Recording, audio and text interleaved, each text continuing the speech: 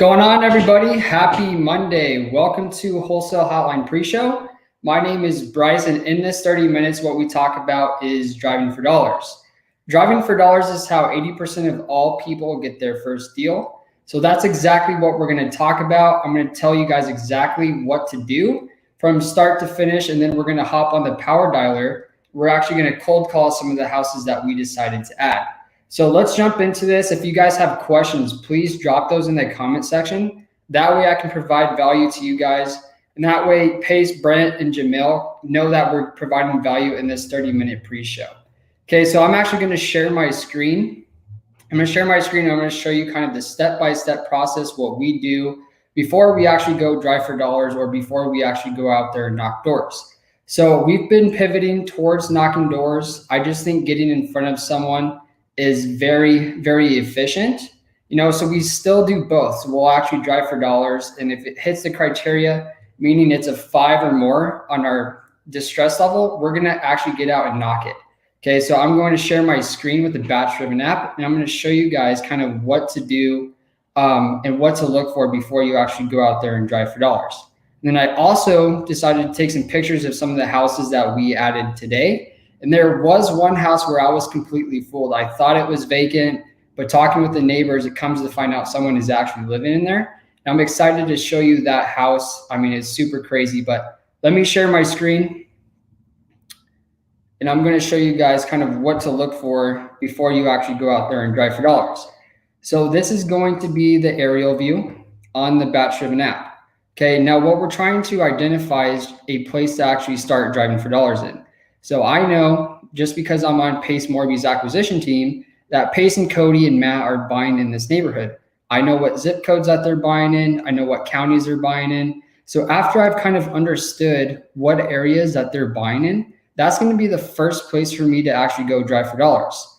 Okay, so what I have is the desktop version, and I'm going to show you guys what to actually look for before you waste your time driving out to this area and what to actually look for. So I'm going to share my screen, which we're already doing. And these are kind of the things that you want to look for before you actually go out there and drive for dollars. Okay, so we're going to try to find a non-HOA neighborhood. Okay, so it's going to be very easy for us to hit 50 houses if we want to door knock 50, or if we just want to add these properties to our driving for dollars list. Okay, so we're going to look for a non-HOA neighborhood. Let me actually change a setting here. I found that this app runs a little bit smoother, a little bit faster if you turn off the display house numbers. Okay, but this is going to be updated on a weekly basis. So this allows us to find, houses that might have blue tarps on them. This is going to allow us to find empty pools like this one. Okay, empty pools can be a sign of vacancy. Okay, so we're going to look for empty pools. We're going to look for damaged roofs. Maybe we find a house with a blue tarp on it. We're also going to look for, trash or junk, broken down cars in the backyard. Okay, so this is what I do every single night before we actually go out there and drive for dollars. Let me zoom out just a little bit. Okay, you guys can see that this is going to be a green pool right here, 255. That's going to be a green pool. That could be another sign of vacancy. There's going to be an empty pool up there. I know personally that this is a non-HOA neighborhood just because we've already driven for dollars. So we're going to look for other signs that this is a non-HOA neighborhood. Okay, we're going to try to find maybe some tarps on the roof. Looks like this one, 245, might have a tarp on it. Let me zoom in just a little further. Okay, it looks like 245 does have a tarp on the roof, but you guys can see there's going to be tons of trash, tons of broken down cars in some of these backyards. I know that if I go drive for dollars in this area, that I can hit maybe 25 to 30 properties, but because I do this full time, I want to try to hit 50 properties every single time I go out there and drive for dollars. Okay, so now that I've kind of determined that this is a non-HOA neighborhood, there's piles of junk, piles of trash in this area, I'm going to actually double check and make sure.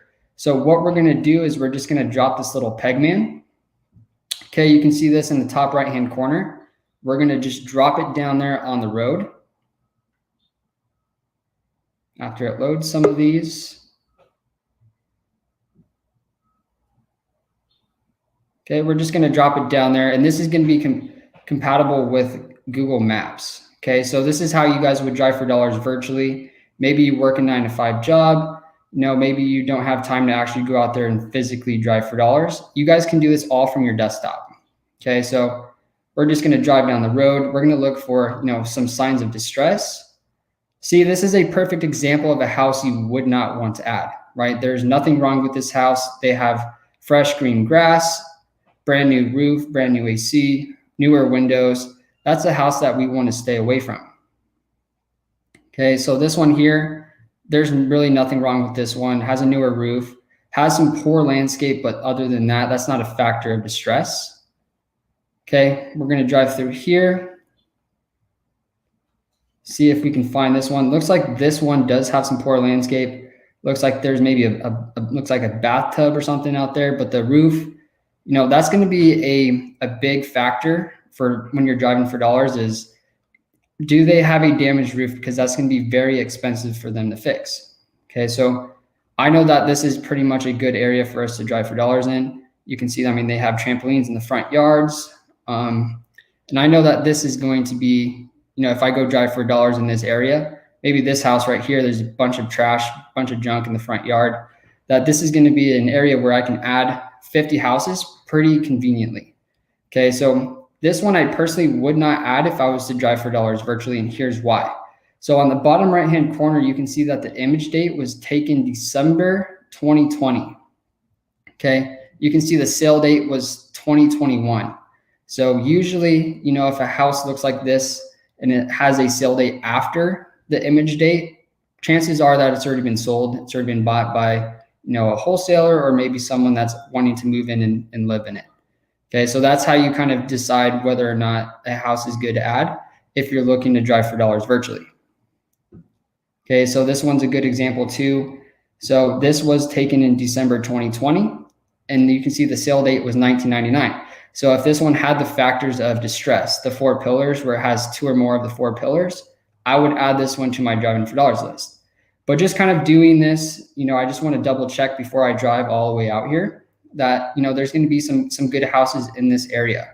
Now I'm going to go back, see if we have any questions. Brian, no, this is actually batch driven. So we use everything under the batch umbrella. So this is how, this is kind of the step-by-step process of how you guys could actually go out there and drive for dollars. But let me actually share my screen of some of the houses that we added from today, some of the houses that we actually knocked. Okay, so when we talk about the 4 pillars, I'll explain that once I pull up this. This is kind of what you want to look for. Okay, so I'll actually come back to this house, but this is the one that I wanted to talk to you guys about. Okay, so these are some of the houses that we added from today while driving for dollars, as well as door knocking. But this one, if you zoom in a little bit closer, you can see that the windows are boarded up. There's going to be some exterior distress. There's going to be some no trespassing signs. So when we talk about the 4 pillars, that's going to include poor landscape. That's going to be exterior distress, meaning that the paint is starting to chip. Maybe the windows are boarded up or broken. The third thing that we look for is the damaged roof. So sometimes the shingles are going to be falling off, that sort of thing. And then the fourth and final thing, and it's probably the most obvious, is going to be trash or junk or even broken down cars.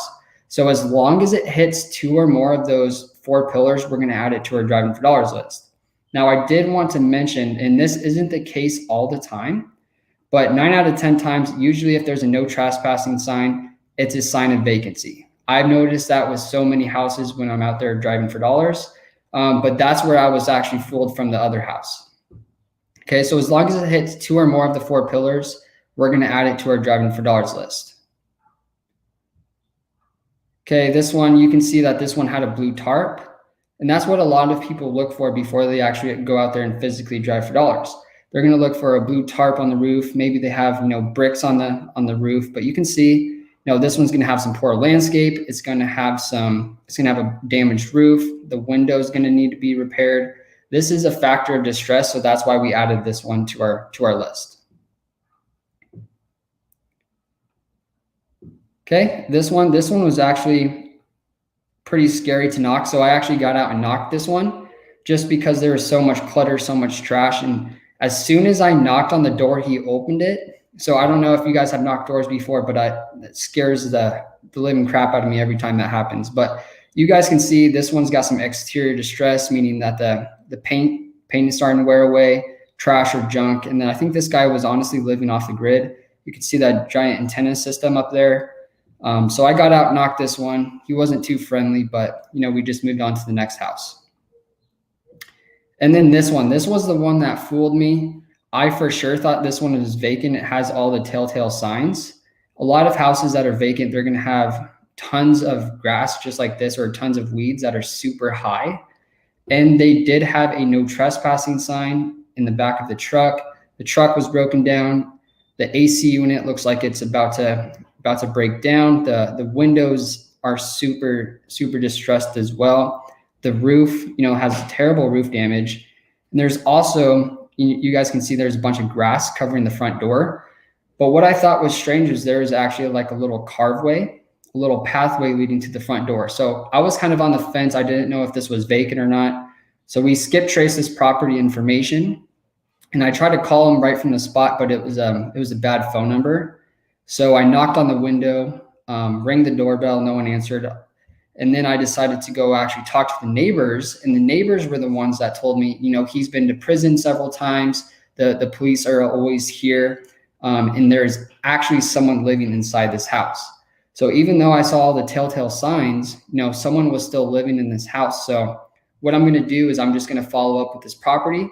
Today we knocked out about 3 p.m. So I kind of know that he's probably at work during that time.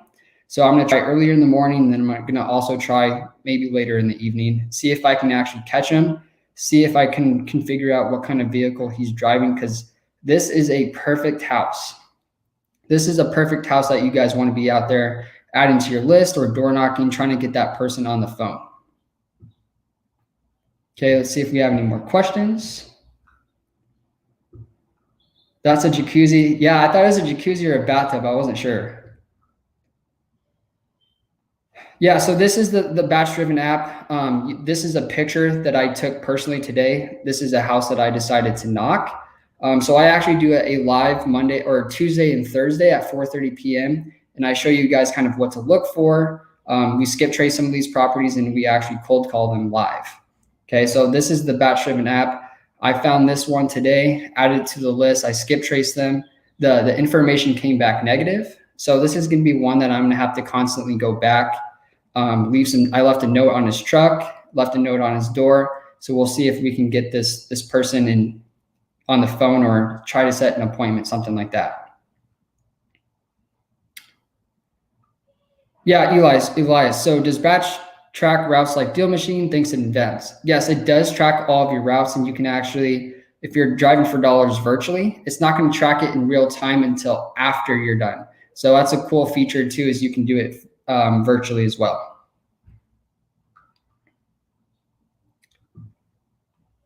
So Kara, so let me rephrase this, guys. So what are the pillars again? So it's called the 4 pillars. Okay, so it looks like we got one right here. So that's not to be confused with qualifying a prospect. So when we talk about the 4 pillars, we're looking at the 4 pillars of distress. Okay, so those are going to be poor landscape. So you can see that the grass is really overgrown here, terrible weeds. The second thing that we look for is exterior distress.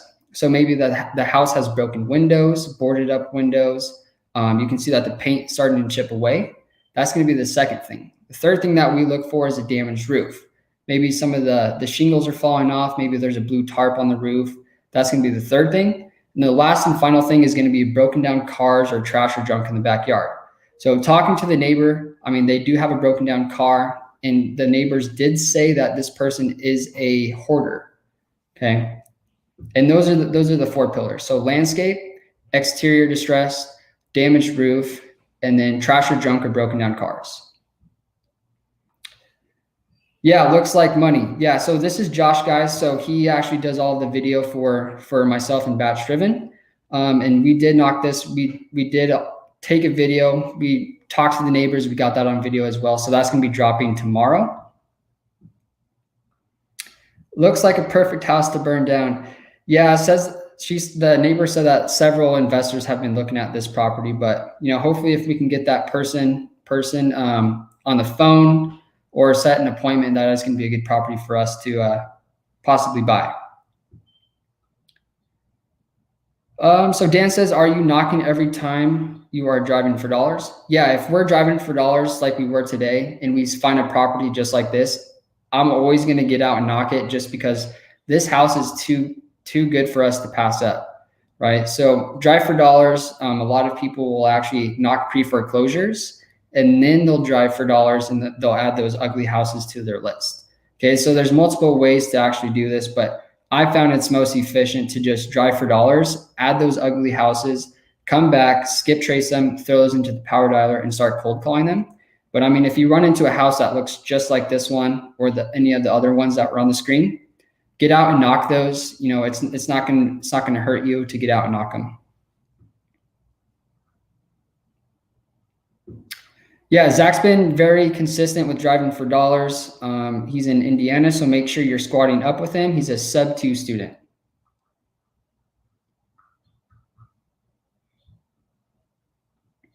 Josh says, question Bryce about driving for dollars virtually.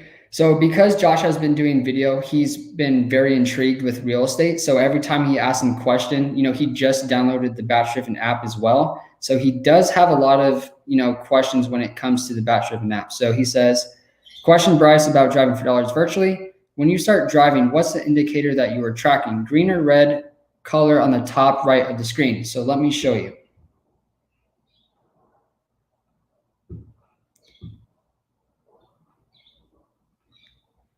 Okay, so if I wanted to start tracking the routes driving for dollars virtually, it's always going to be green when you get to the first neighborhood. But if you wanted to start tracking it, you would just hit red.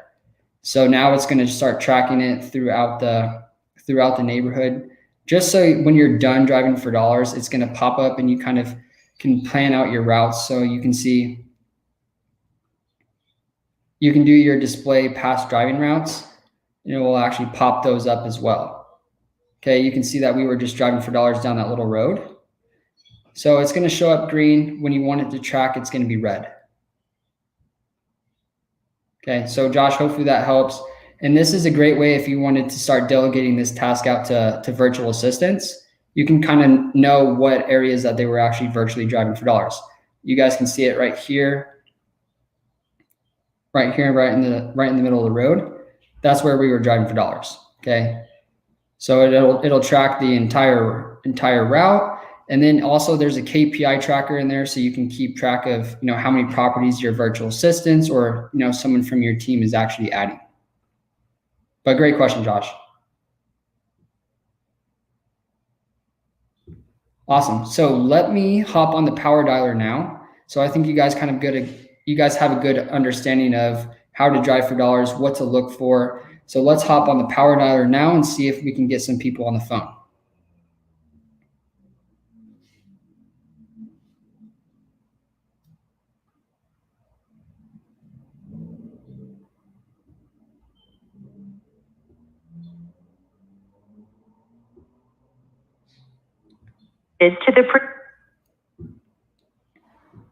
Okay, so we are live. So we've got about 2,500 remaining leads for my driving for dollars. So this is kind of my routine, my schedule. We'll go out there, we'll drive for dollars. We'll add, minimum of 50 properties every single day if we're actually driving for dollars. We'll come home and then we'll actually export our driving for dollars list into the power dialer. Okay, and that's kind of how we set up our routine. Some days we switch it up. We go knock on pre-foreclosures. Some days we just knock ugly houses. But that's kind of the routine for us.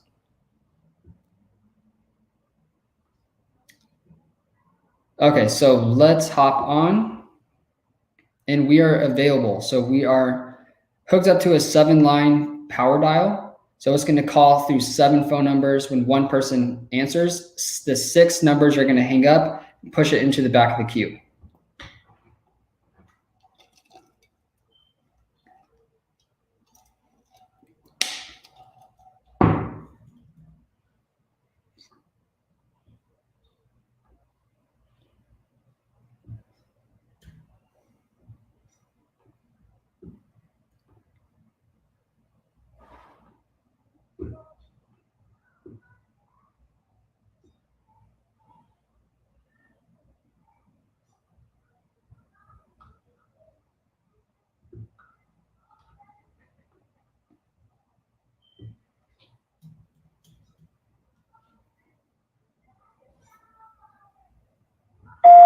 Hello? Hi, Yvonne. No. This isn't Yvonne? No, it's not Yvonne. Got it. Okay, so you're not the property owner in Montecito? Huh? You're not the property owner in Montecito? It's in probate right now. It is? Yes. Got it. Okay, so what's the process moving forward for that? It's just going through. What is the what? What is the process moving forward for that? Oh, I have no idea. Got it. I don't have any idea. I just know it's in whatever they call that. Probate, yeah. Probate, yeah. Okay, so we're a local group of investors and we work a ton with probate leads. Is there any way for me to get the Yvonne's phone number? That would be a really good trick, because if you could get it, I want to talk to her. She's in heaven. Oh, I do apologize. No, I don't have a number for her. Got it. Okay, thank you so much. Thank you. Okay, so that's the crappy part about calling probates is some of those are pretty difficult to gauge. So it looks like that homeowner is going through probate, or that was a family member going through probate. So I will call this person at a different time. So I'm just going to set a follow-up for this one.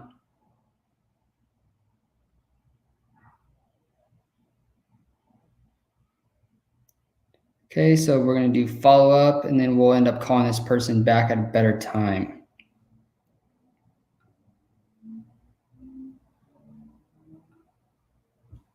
Okay, so save and resume, and we're going to move on to the next one.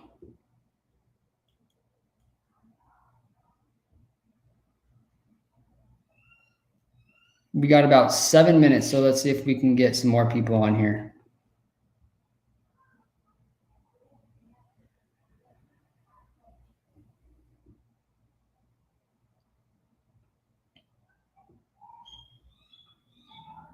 Yeah, James, I've had the same cup of ice for the last 10 hours, so I love it. Yeah, that's hello? Okay, so that one went straight to voicemail. That's a difficult thing about cold calling is you don't know who's on the other line. So usually if no one actually says anything, you can't gauge whether it's a male or female. So I'll usually just say hello. If a male replies, then for instance, the first name on here that pops up is Scott, then I know I'm talking to the right person. But if it was a female, then I would resort to the last name on here. So this one was hung up. We'll go to the next one.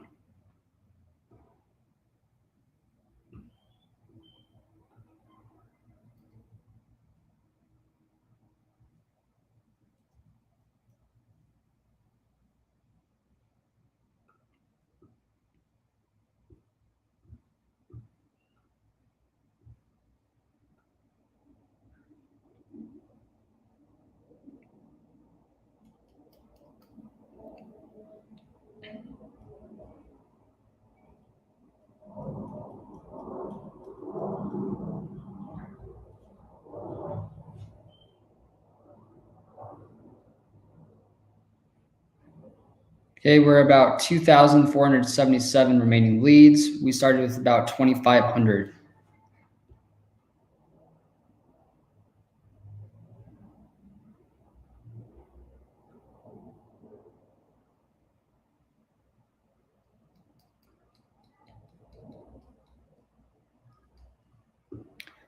Chris, on that one, just because of the situation that she's in, I'll probably just end up sending her a text message just to see if there's anything that I can do to help and to provide value for her. But yeah, that was a tough one. So Kim says, when door knocking, is it typical to find mostly tenants? Yeah, so that's why you want to double check on the BatchDriven app. It'll actually tell you versus a owner occupied versus absentee owner. So that's another tip. Make sure you're actually talking to owner occupied.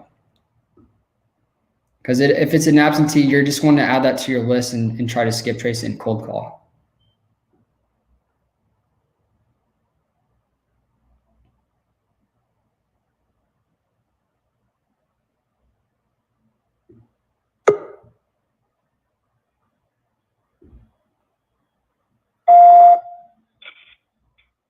Hello? Hi, is this Miss? Sorry if I butcher your last name. Is it Currywalk? Okay, so she hung up. I had no idea how to pronounce her last name, and the first name was Myron, so I wasn't going to call her Myron because that's obviously a male. So they hung up, so we'll do save. Hey, Bryce, did you tell everybody about our door knocking journey the other day? I told them glimpses of it. I wasn't sure if I was allowed to talk about it. Oh, I see. So I'm going to remove this for a second. We're going to chat for like 3 minutes until Wholesale Hotline. So guys, if you're not following Bryce, you are freaking missing out. And here's why I say this. Bryce is running the BatchDriven app Instagram every single day. And the other day, Jamil and I have talked about this a little bit, but Jamil and I are on a TV show right now, and the TV show asked us to go out and actually drive for dollars and to actually generate leads and start knocking doors. So Bryce and I went out, knocked doors. He actually had to set up addresses where he was like, okay, the TV crew is going to be there, like receiving us with the cameras. The first door that we knock, okay, let me walk you through this, guys. It's super interesting. First door that we knock it 3 times.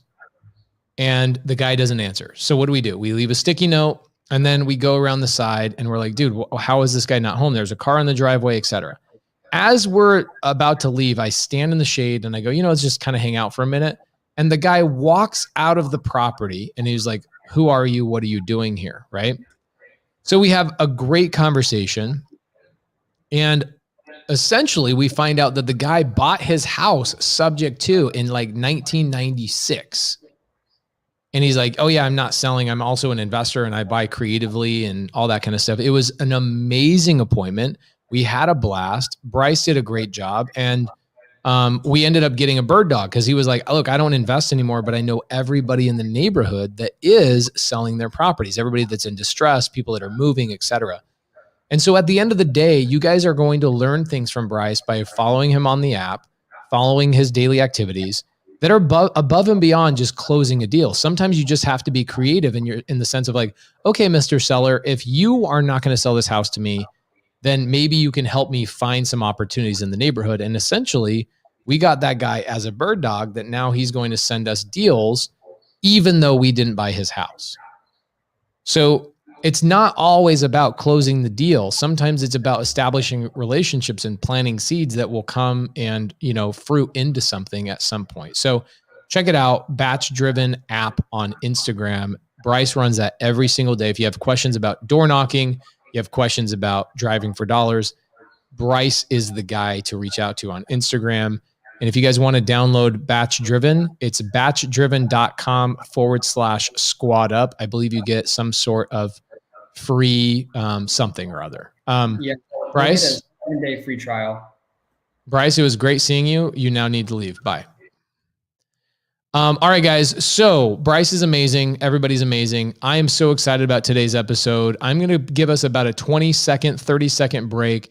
We're going to come back, and Brent Daniels, one of my best friends, a hero of mine, is going to introduce us into this episode of Wholesale Hotline. And today in Wholesale Hotline, we are going to be doing a deep dive into what makes Jamil Damji tick.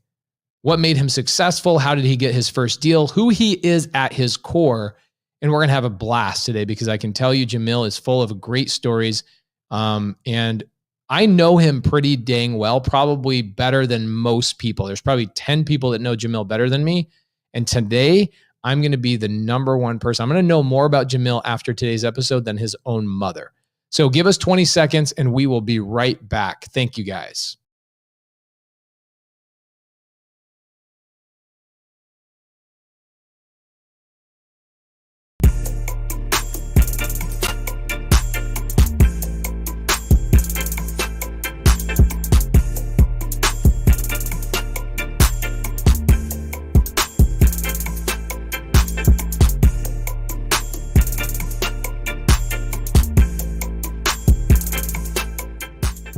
Welcome to Wholesale Hotline, where we cover everything to do with wholesale real estate. I'm Jamil Damji. I'm Brent Daniels. And I am Pace Morby. And together we cover the most important parts of wholesale real estate. Lead generation, conversion of sellers into contracts, and dispositions. Guys, remember, when you're watching this show, do us a favor and squad up in the comments. Make sure that you are liking and subscribing to the YouTube channels and in the Facebook group Wholesale Hotline. Most important, we want to know we're doing a great job for you and helping you build your business. So go give us a review on iTunes and or Spotify. So squad up and enjoy the show.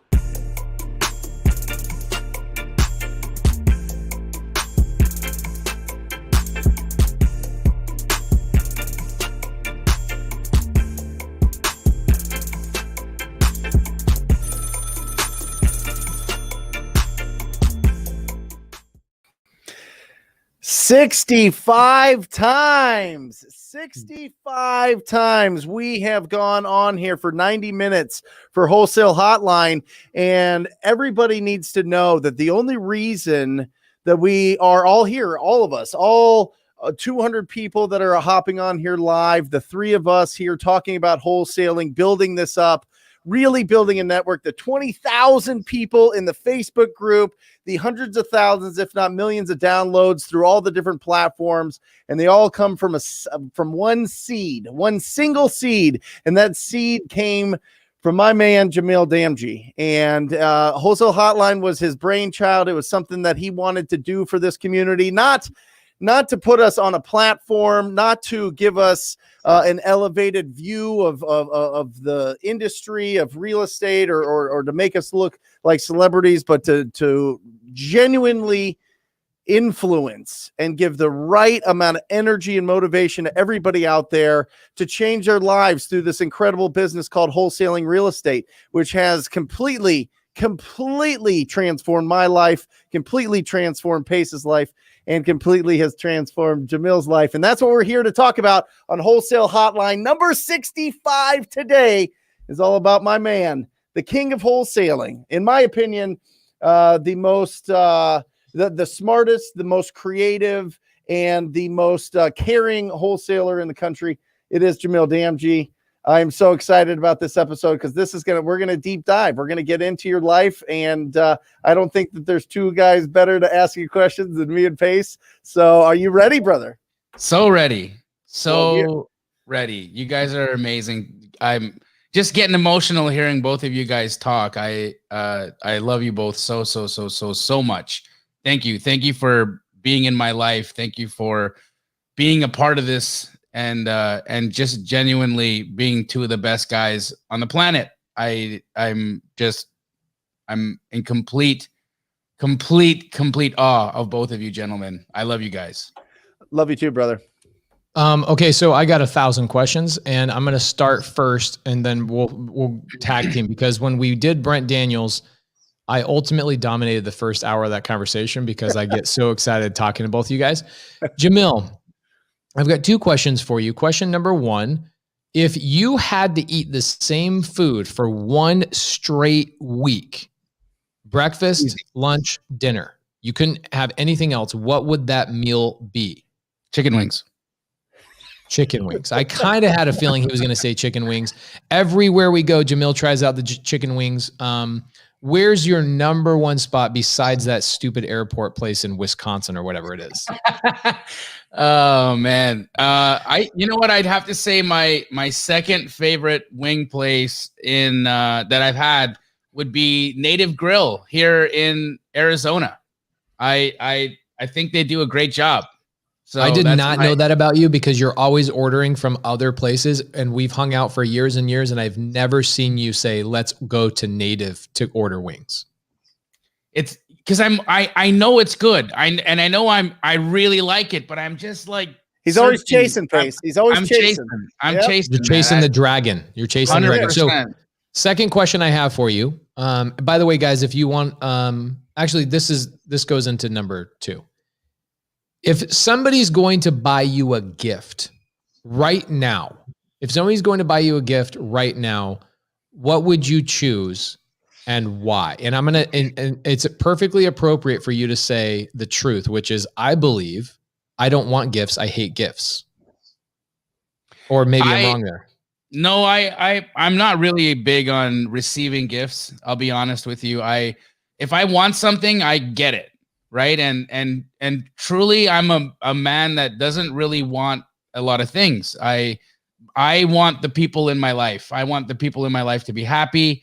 I care about that kind of thing, right? And so I think that if I was ever to receive a gift from someone, the most impact that I get from people is hearing how I might have impacted their life, hearing how I could have inspired some action, maybe changed the trajectory of someone's life or someone's week or someone's month, maybe help them make some money, maybe help them understand themselves a little bit deeper.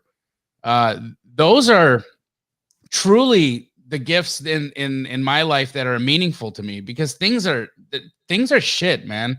Like they don't give you anything, right? When you get stuff, right? Like it just collects and collects and collects. And I'm so simple with my with the things in my life. You know that, Pace, Brent, both of you guys know that very much about me. I'm very, very routine. I wear basically the same clothes every day. I have a stylish shoe I like, and that's pretty much all I wear. I just like to keep stuff really simple, but what's not simple about me is how much I love complicated people. What do you mean? Dude, we are so full of like nooks and crannies and interesting parts of our psychology and interesting parts of our spirit and interesting capacities to create as people. And I love just understanding more and more people's experience in their day-to-day life. And I think that's the reason why I'm a voracious reader. Why I don't just read nonfiction books, but I like to read fiction books. I love just new accounts of the experience of what people are going through in life and how they approach things and how they interpret the day-to-day experiences that they have, whether that's an interpretation of, life happening to you or you happening to life. Right. I could say 100% of this is true because I travel a lot with you, and I've never bought you a gift because I've noticed that like things are you never are like, hey, let's go shopping. I mean, we've been in some of the coolest places, Beverly Hills, Atlanta, some of the coolest places. The most expensive thing I've ever seen you buy was a cock hat at some spot in Atlanta. What's the name of that hat brand? Gurin Brothers. So they're like famous hat makers, and you bought like a $30 hat. And I was like, wow, homeboy's splurging right now. And it's so expensive, I won't even wear it. Yeah, which is so funny. So we travel around, and the things with Jamil that are important, I've noticed, are words of affirmation, right? People saying things like, your hard work has changed my family's situation. Like that's his most important thing. Second thing I've noticed is that experiences through food are very, very important to you, right? Yes. Hey, if we're going to a cool city, let's go try their best restaurant type of thing, or the most unique. It doesn't have to be the best restaurant in terms of price. It has to be the best restaurant in terms of like who has the best culture, the best hangout spot. Like in Houston, we'll like literally fly to Houston just to have like inexpensive Houston Indian food because it's so good, right? It's true. It's true. Like we literally added a day in Houston so that we could go have a specific dish. I purposely have a layover at a specific airport in Minneapolis, Minnesota. It wasn't Wisconsin. It's Minneapolis, Minnesota. I specifically have a layover at that airport, even if it adds another 5 hours to my trip. There's a restaurant in there where they serve these chicken wings, and I'm telling you, they're so good. Like no one has done it better than this little crappy airport pub. Brent, I love it. I love it so much. It's interesting. Yeah, well, you're right, Pace. Very much so. I love experiencing the world through my mouth. I just want to I want to kind of like let's get in that DeLorean that you guys rented. Let's go back in time. What was life like for you from birth to 10 years old? Oh, it was terrible. What does that mean? Man, so a lot of people don't know, but my first 10 years of life, I have a great family life. My mom and my father, my sister, they're the most amazing, loving people on the planet. But I grew up in Calgary, Alberta, Canada, in a time when there was a lot of racial issues. A lot of change, a lot of East Indian families were moving into the area where I was living, and the individuals who were there first, or the Canadians that were there, they weren't happy about us being there, and I literally got beat up daily. I got beat up every single day growing up as a kid, and it was definitely traumatizing. I talked about this not too long ago, but a few people, not many people know this, but like my childhood bully is serving a life sentence right now for torture and murder. Like, that's what I had to grow up around. I grew up in a really low income bracket area, a very, very socially and economically depressed. People weren't educated. They didn't understand this new influx of immigrants that were coming into the country, and they weren't happy about our presence there. And parents would say things about it in front of their children, and then their children would come to school with misconceptions and misideas and misinformation. And it wasn't the kid's fault. The guy who was beating me up every day, it wasn't him. Right? It wasn't him who had that heart. It wasn't him who had that idea. It was coming home. It was coming from his house. Yep. It was coming from his parents, right? He was just as abused as I was getting because of it.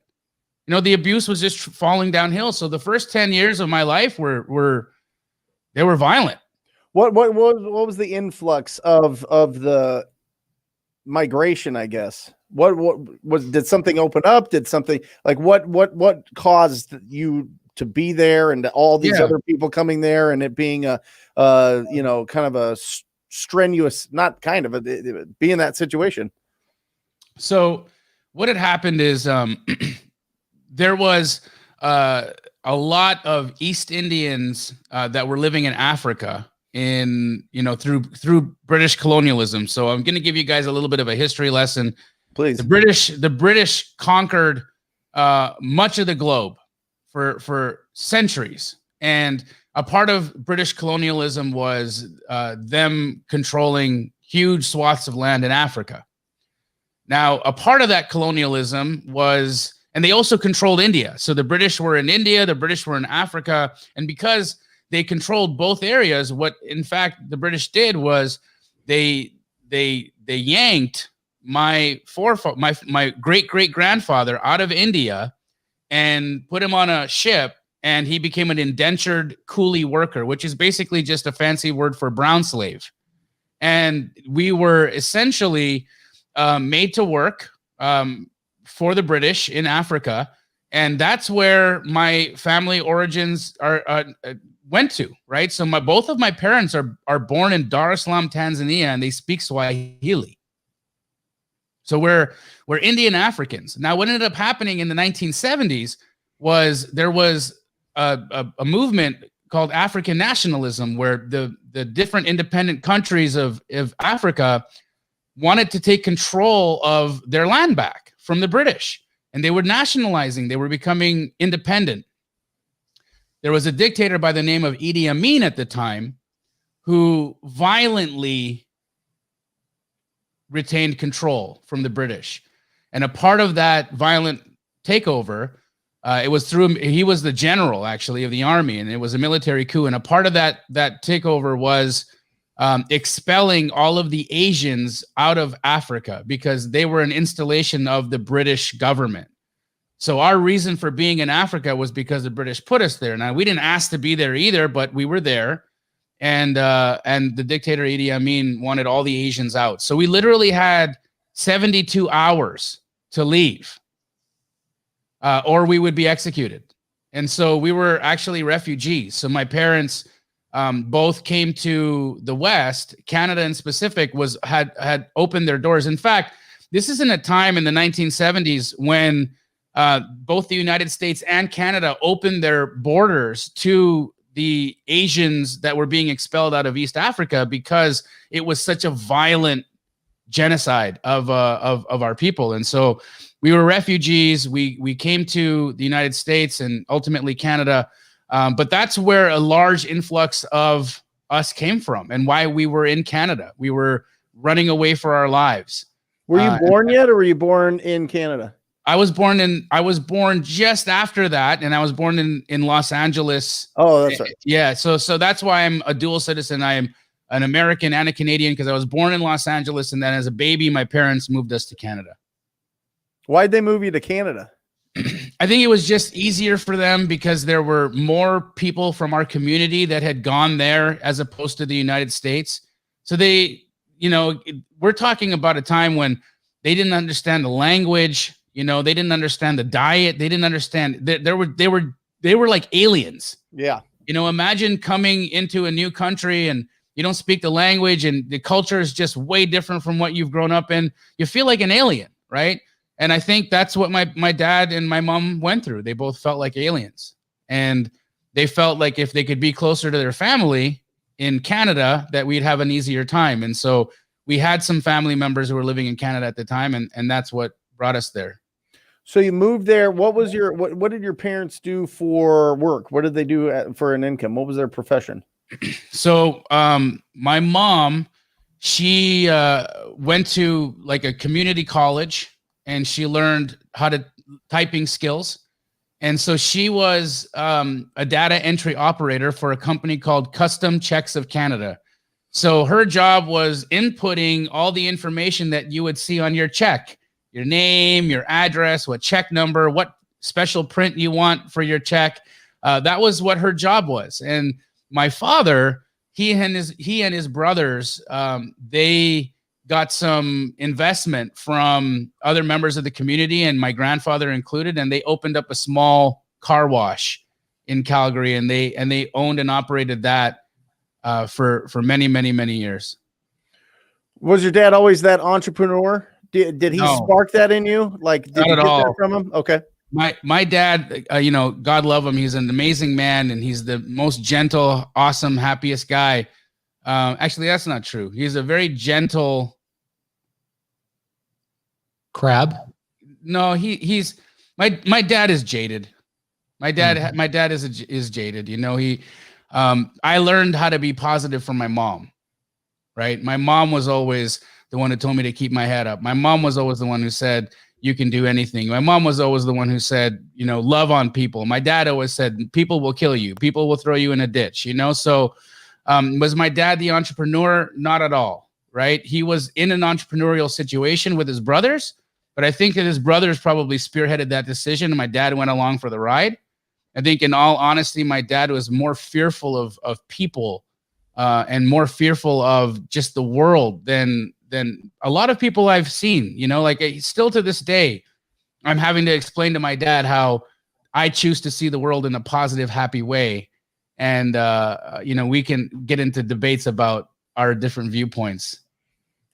And do you Sure. feel like you're a better communicator now? You're a better leader now? You're a better just entrepreneur now that you went through? I mean, your first 10 years, people are beating you up because of the way you look or who your family is or where you live or whatever else.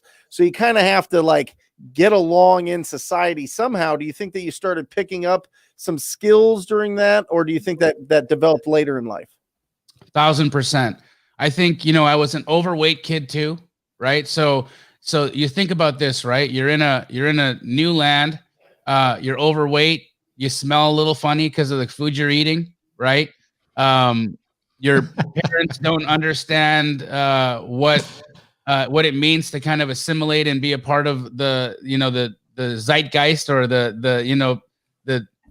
the way people are behaving, right? So nobody got it, right? My parents just didn't understand, clothes were important, or you got to dress your kid a certain way. Otherwise he's going to get laughed at. He's going to get beat up. They just didn't get it. I think it made me a way better communicator, but there was levels to it. There were levels to it. I think I started off by being, and you know, this is really funny. I've never really talked about this to anybody, but I would make up a lot of shit when I was a kid. I would just invent stuff because I felt so bad about my life. I felt so bad about my situation. There was nothing good happening in my life. I never got a Christmas present. We didn't even celebrate Christmas. Right. And so I invented a lot as a child. And then, as you guys know, if you've probably seen that kid who might be the inventor, it doesn't last very long because you can't keep track of all your BS. Yeah. Right. And so I very quickly learned that wasn't an effective way to win friends and influence people. And so I think what I developed was a really strong sense of humor from that point. And I learned that if I could make people laugh, that they'd like me. Yeah.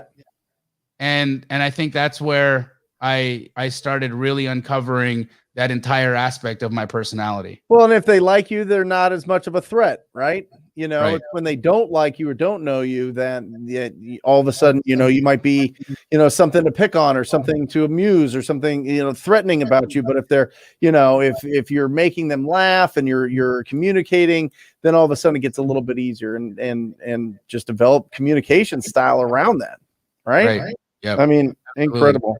What about from 10 to 20? 10 to 20, you know, troublemaker. Yeah, I think, you know, 10 to 20 was probably more like let's call it like 12 to 20. All right. Okay. I stopped taking shit. There was a point. I got harder. There was a point in middle school or junior high, as we called it there, where I was just fed up with it. I was over getting beat up. Mm-hmm. I was done with it. And it didn't matter. I basically felt like if this happens to me one more time, it'll be the last time. And even if it's my last time, it'll be that guy's last time too. Right. And so there was a point where I think I broke. I snapped. And I just stopped taking shit. And I'd say that I probably came off like I had a really big chip on my shoulder at that time. I had a lot to prove. Probably did. Rightfully so. I had a lot to prove. My self-confidence and my self-esteem was still developing. I didn't know much about me. I didn't really understand, you know, what I'd been through and why that was important. And you know, the way I was thinking, I was just kind of making it up as I went. But I on the same side of being, you know, learning how to fight and learning how to like protect myself and getting to a point where I surrounded myself with other individuals who could also fight and protect themselves and kind of click up with me. I also realized that I needed to do well in school in order to change my life.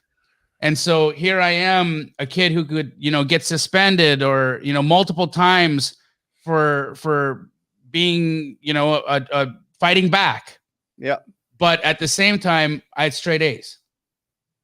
Incredible.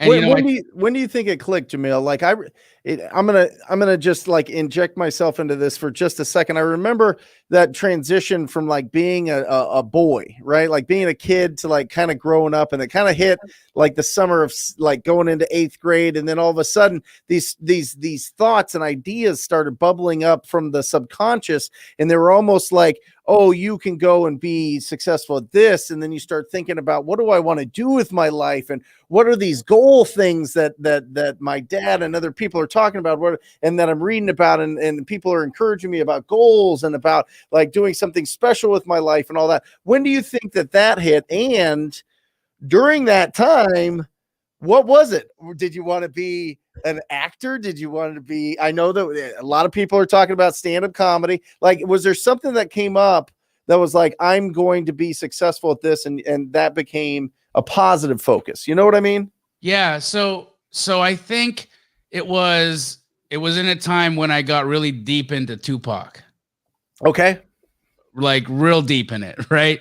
Probably got lost in one of the albums, I'm sure. And I just got inspired. I got inspired by that message, you know, just that message to get out there and take control of your own life, to manifest what you want out of your life from your thoughts, to be able to fight back and not take shit, to understand that you have the right to have a connection with God, no matter where you come from. You know, I was always so mad about my relationship with God because I felt, why the heck do all these other people that were maybe born here or that look different from me, why do they appear to have this closer relationship to God? And why have I just been left alone? Why can't I feel that in my life? But it was what I was being told, right? It was the stuff I was being told about who our source is and what God is and what our relationship truly is between us and our creator. And so I had to relearn that. I had to forget all the BS I thought was real, and I had to go inside to start to learn what I knew was real. Mm-hmm. And what'd you find? I found that each and every one of us has within us a spark, a connection to God and to each other. And that every single one of us, including the kid who beat me up and bullied me and ended up torturing and murdering somebody, is a child of God and deserves that love. And we all can find redemption. We can all find a way to get that closer connection to each other and to our source by just going within and seeing how inherently beautiful we are in our flaws. How do you take that knowledge that everybody has a spark when people do shitty things? You know what I mean? How do you reconnect to that? How do you find that? I mean, I think there's a lot of times where we're just like, are you kidding me? Why would anybody scam me like this or hurt me like this or treat me like this or say this to me? Like, how do you reconnect? You personally, I mean, you don't have to like give like life advice here, but just how do you like reconnect to that and just let it go, I guess, or maybe not. Maybe you connect to that. I don't know. I think that you learn that broken people break other people. You know, and that's what it is, right? That everybody has been through it. Even the guy that you say or that I could say was being unfair to me, somebody was unfair and wrong to him, and probably somebody before that and someone before that. And how many layers of subconscious crap are we all living with? And if we wanted to really understand just how hard we all have it, even the ones that are our oppressors, even the ones that are our oppressors, even they have it difficult. Even they live in some BS story. Even they're suffering in some way, right? You learn compassion. You learn to have compassion for those that hurt you. For sure. You know, you free yourself of suffering when you can do that. Well, and this is something that you and I talk about, and it's something that you talk about freely on the show here, is you become what you focus on. You become what you think about all the time. You know what I mean? Like it's a beautiful blessing, and it's also something that's powerful that can go in a negative way, and in the thoughts that really just are we hold on to, and it just depends on what we want out of life. You know what I mean? And so you're going through this from 0 to 20 years old, from birth to 20 years old. You've got this. I mean, I cannot even imagine it. How did you start manifesting it? How did you start putting in the positive things to be able to do something as spectacular as you have in the back 20 years of your life? Well, I think it started really just taking an inventory of what was going on with me in my life at the time, right? I've been honest about this with the people, even in my mentorship, and you know, I've struggled with you know, drinking too much. I numbed, I self-medicated, you know, I found ways to escape, but I found that didn't help. I found that there was nothing there That was just another pit of despair, right? And so it was when I really sat down and started meditating, honestly. Yep. When I really started to sit down and quiet up my thoughts and go inside and really just pay attention to why I was feeling what I was feeling, why I was thinking the things I was thinking. And then once you start to observe your thoughts and your emotions, and you can start to actually change those. Mm-hmm. Right? You know, negative thoughts lead to negative emotions. Yep. And if you wonder why you feel cruddy all day long, you've got to start at the source, and it's because you're thinking cruddy all day long. And if you can just replace those negative thoughts with more empowering thoughts and more empowering perspectives, and giving people the benefit of the doubt, allowing people grace to also screw up, and not resenting them for it, and not hating people for their fuck ups. Mm-hmm. You know, you got to give everybody the chance, the opportunity to really live. And yes, maybe my encounter with somebody isn't the best, that maybe I wasn't my best self in the encounter, and maybe they weren't their best self in the encounter. But you know what? If I can forgive that person for whatever happened and just have compassion for the things that they're going on in their life, then maybe somebody can give me the same grace. Love it. Pace. So, Jamil, I know a lot of people in here are trying to get into real estate, right? And understanding your methodology, understanding your mindset, understanding who you are is super important. But why don't we fast forward to when you got your first real estate deal, and then let's start intermingling some of this mindset into the real estate conversation, right? So I know the story. It's one of the greatest stories. And I don't know anybody else that it's ever gotten a deal from this exact method. Now there's a small iteration that everybody gets a deal from, but yours is a little bit special. So I'd love for you to tell the story that I've heard 100 times. I will be grateful to hear it another 1,000 times. It's a great story. How did you get your first wholesale deal? How did you get into real estate? What was that first step? Was it a mentorship? Did you get, educated by a big brother, a cousin, an uncle that was like, here, let me take you by the hands, because you're the biggest wholesaler on planet Earth. So somebody should have touched you like with the golden Midas touch and said, you will be successful. Here's all the secrets. Or how did you get into real estate? Well, when I was 12 years old, Michael Jackson called my parents. That's it. I'm just joking. I'm just messing with you. So how it happened, how it went down. I'm just trying to make it a little lighter, right? So how it happened was, I was in a completely unrelated industry. In fact, I had been given a referral to go help out this marketing agency. They were a new media company in 2002. And this new media company was in the business of trying to convince other businesses that this thing called the internet was real and great. And everyone was going to go to the internet in the future to find businesses to do business with. And so what I did was I went to go work in this company, and I was the most successful at cold calling. I was getting into the yellow pages, and I was calling every business from A all the way to Z. I was calling every business, and I would call them and say to them, hey, I know that you're advertising in the yellow pages right now, and you're probably getting a tremendous success from it, but you've probably noticed in the last year or two that the phone's not ringing as much. And the reason for that is this thing called the internet.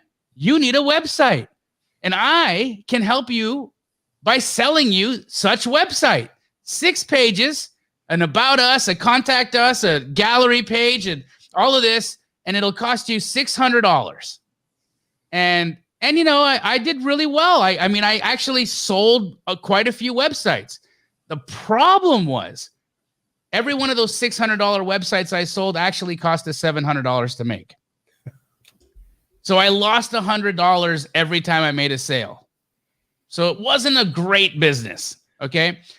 But what it did is it put me in proximity to an individual who was in real estate. So my business partner at the time, his father and he were building these duplexes in the inner city of Calgary. And what they would do is they'd find old bungalows that were on 50 by 120 foot lots.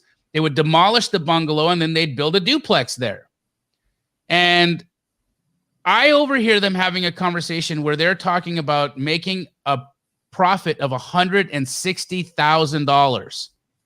And I'm losing my mind. I'm thinking $160,000. Wow, how do I get involved in this kind of a business? I mean, I don't even understand what money like that looks like or feels like. And like, please let me in. And their response was, no. You have no business in this. You have no money. You have no investment. You have no way to serve us. You have no way to help us, Jamil. This is not for you.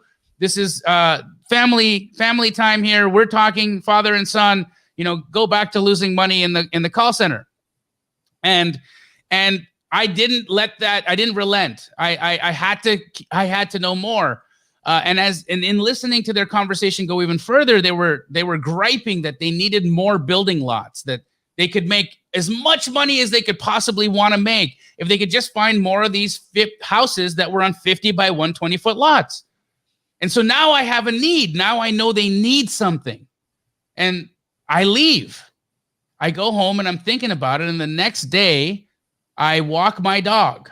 And I just so happen to live in a neighborhood where this kind of activity is going on, right? I just so happen to live in this kind of neighborhood where they're demolishing these bungalows on 50 by 120 foot lots, and actually tried to rent a house right on this same street where I lived about 3 months prior, but it was like $200 a month out of my budget. So I was walking for dollars, essentially. I'm walking my dog. I call the for rent sign, and I asked this landlord if they'd be interested in selling instead of renting their property. I knew it had been available for over 3 months, and they were having a hard time renting it. And the lady immediately said, sure, for the right price. And I asked, what is the right price? She said she needed $350,000 for her house. So I go to the office. I run into, his name is Navin. I run into Navin's office and I say, how much will you and your dad pay for a house? One of these houses in Parkdale, which was the neighborhood I lived in. It said $400,000 all day. So now I have a $50,000 problem to solve, because I know I can buy a house for $350,000, and I know that I have a buyer for $400,000, but I have no money to do it. So I do what I know how to do, and I get into the yellow pages and I start calling attorneys. And I get right down to the letter S in attorney. The lawyer's name was David Steed, and he was so fresh out of law school that he didn't even have a secretary yet. He was answering his own phones. And I want to touch on something, because I've heard this story before and I want to not glaze over this. You got down to the S's, which means you did not start on the S's. You started on the A's. And so most people would have tried to call an attorney in the A, B, C, D's, whatever, and they would have been like, this is too hard, and they would have quit. You got down to the S's. Yes. And that's how you got a hold of this attorney.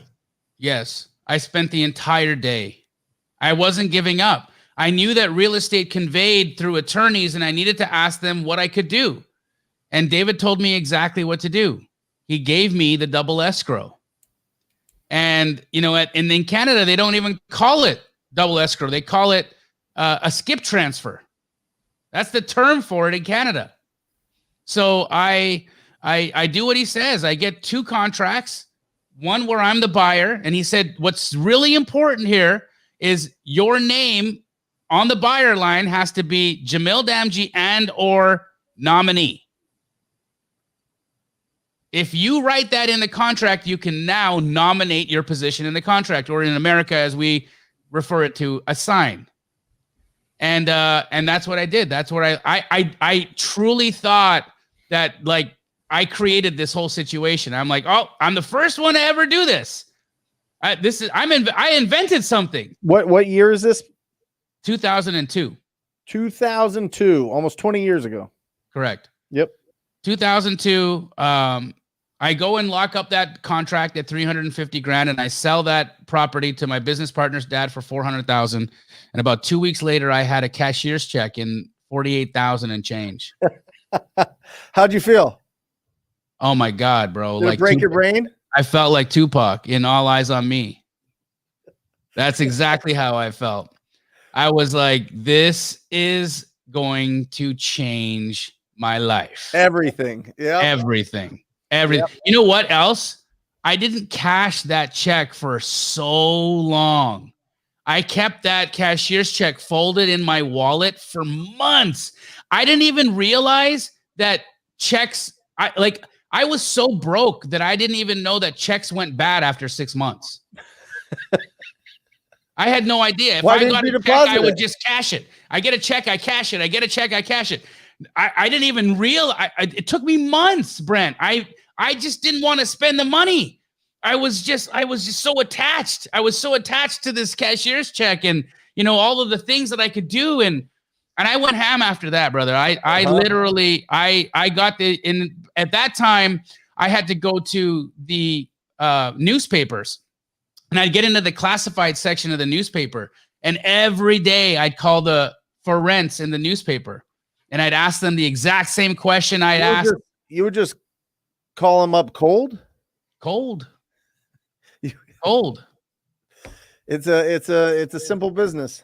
Yep. It's just not easy, right?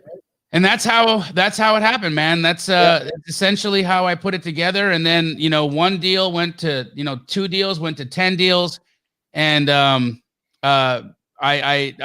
went crazy after that. I'd actually gotten to a point where I stopped wholesaling single family houses, and I started only wholesaling apartment buildings.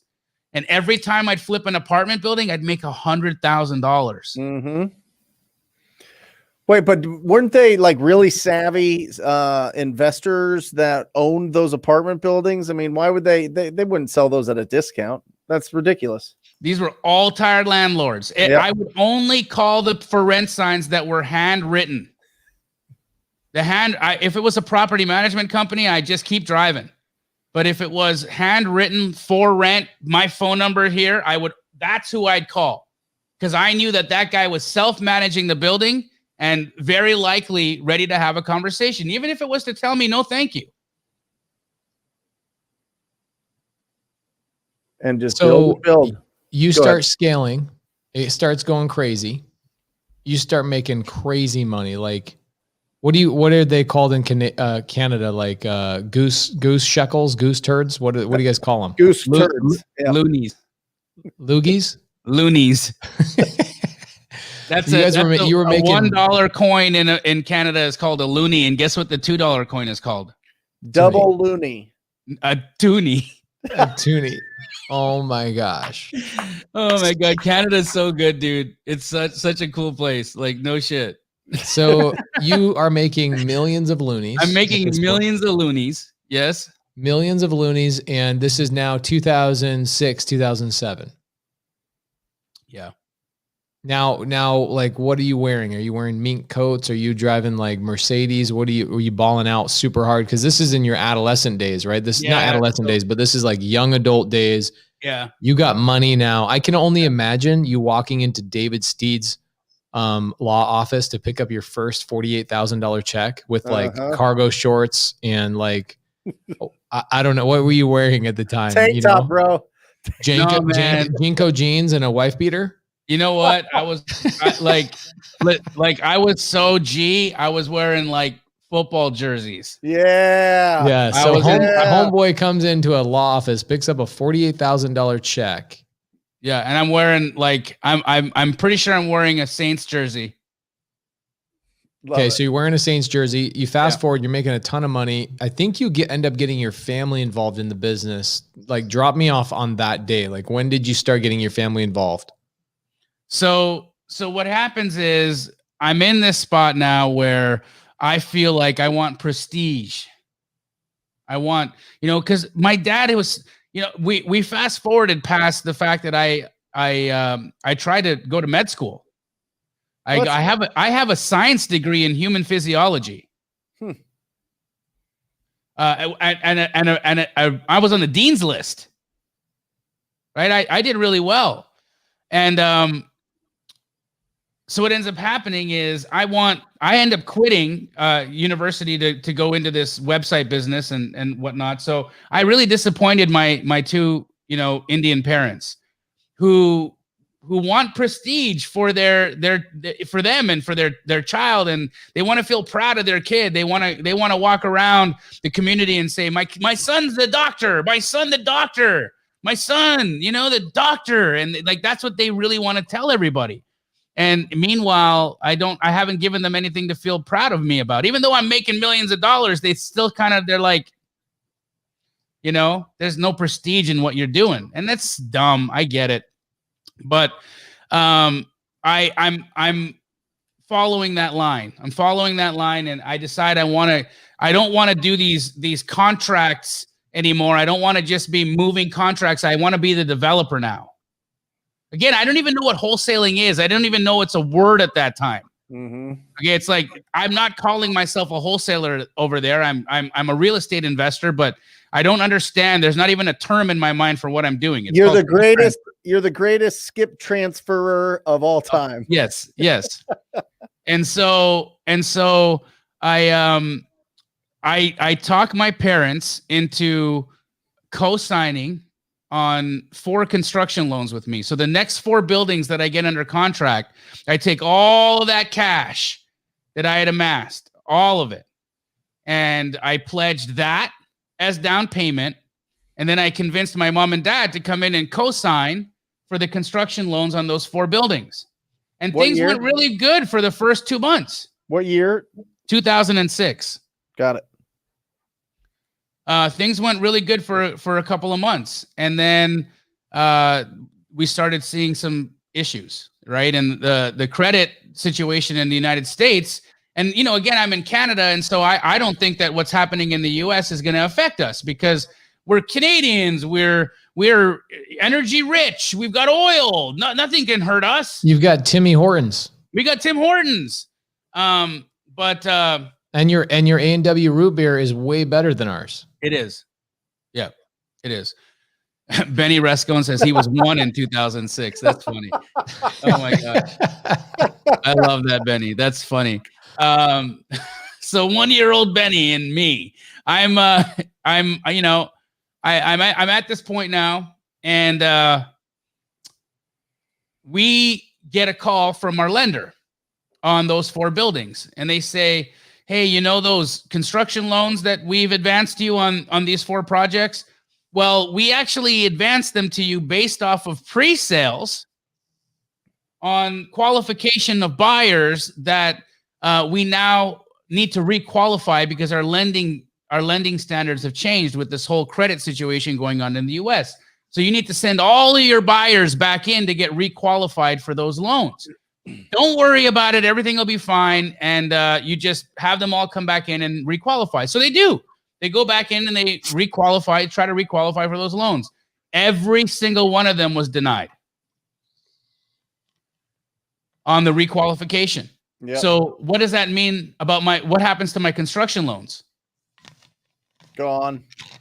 They get recalled. Yep. The bank calls the notes. Pull back. Yep. And it's like, it's almost, I look back at it and I think, how is that even legal? How is it even legal that they could do that? Because I went to a bank for a construction loan because I don't have the money. I don't got the money to do this. I need a loan. So how are you going to call this note due when you gave it to me based off of your own qualifications? And now you're changing the qualifications, but now we've already advanced how much money in millions of dollars in the purchase and in the construction of these buildings. Now you're recalling these loans, and you're telling me that I have 30 days to pay them all off in full. That's what happened. So I obviously couldn't pay them off. They don't do Subto in Canada. You can't do subject to. So that wasn't going to work. So ultimately, the bank took the buildings back, and then they came very quickly to my house and my parents' house, and they foreclosed on all of us. And Pace had asked, what did I buy? I had bought a few cars, So they were all gone. They got towed out of my driveway very quickly. We went to zero. We went to negative 1.8 million very, very fast. In fact, my judgment for that entire debacle was from my default judgment after they took the cash, after they took the properties, after they sold the properties, my default judgment was 1.8 million. And I paid back every penny of it. Incredible. Yep. You should have seen Pace's eyes when you said you can't do Subto in Canada. He got a spark in his eye. He's like, I'm about to change that. Anyway, right. I'm like, incredible. So you were back to zero. Yeah. And is that when you moved? Yeah, that's when I decided I can't do this anymore. Yeah, I gotta go. And I was just going through it, right? I was, like I'd said, I my sense of humor is developed, and I can find painful situations funny. Sure. Right. So I just said to my parents, hey, look, I don't think I can do this real estate stuff right now. I'm too deflated. I feel just completely beat up, but I think I got to go and try this other thing out in LA. I'm going to go become a stand-up comedian. And, my mom and dad are, as much as my dad is, not the most positive guy, but he's a loving father. And my mom is an amazing supporter. And my sister, oh my gosh, she's an amazing supporter too. They all had my back, and they said, get out there and do it. Go make it happen. And so I got on a plane and I went to Hollywood and I started doing open mics. How'd it go? I mean, I'm not on a comedy podcast right now, am I?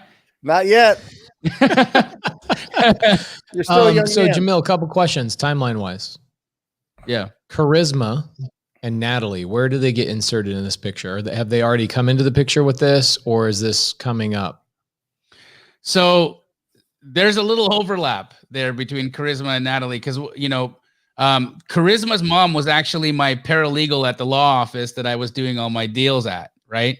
Is this David Steed's paralegal or different? No, now? a different law firm now.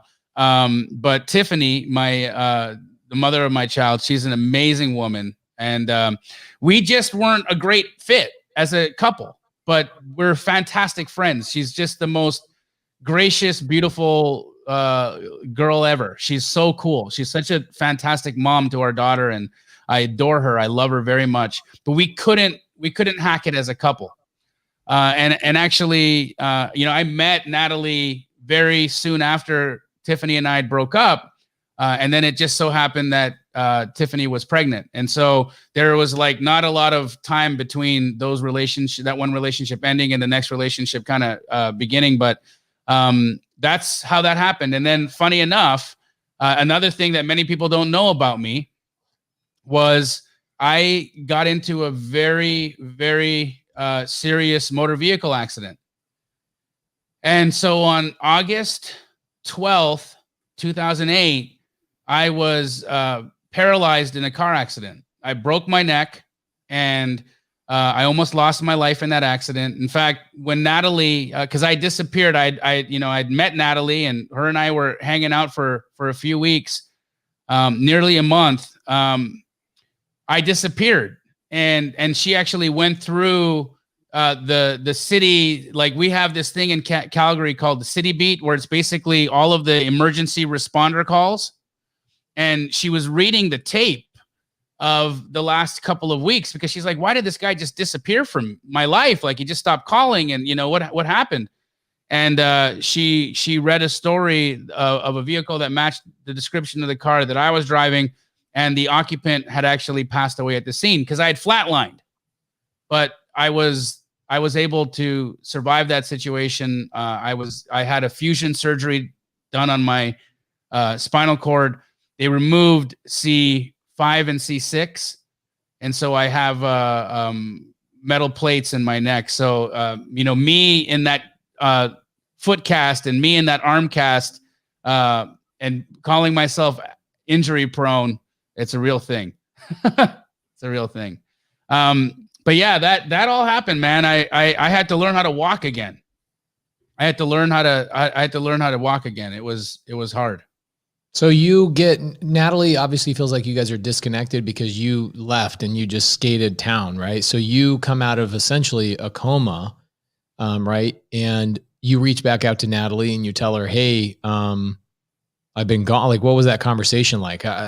You know what? It was about 3 weeks after the accident. I was still in the hospital and she thinks I'm dead. And I finally get my phone back because my phone, I didn't have access to it. When you get brought into the hospital in a situation like that, they take all your shit, right? It's all in a bag somewhere. And so I finally got my stuff back, and I was able to call Nat, and I called her up, and I was like, "Hi." She thinks you're dead. She thinks I'm dead. She thinks I've passed away.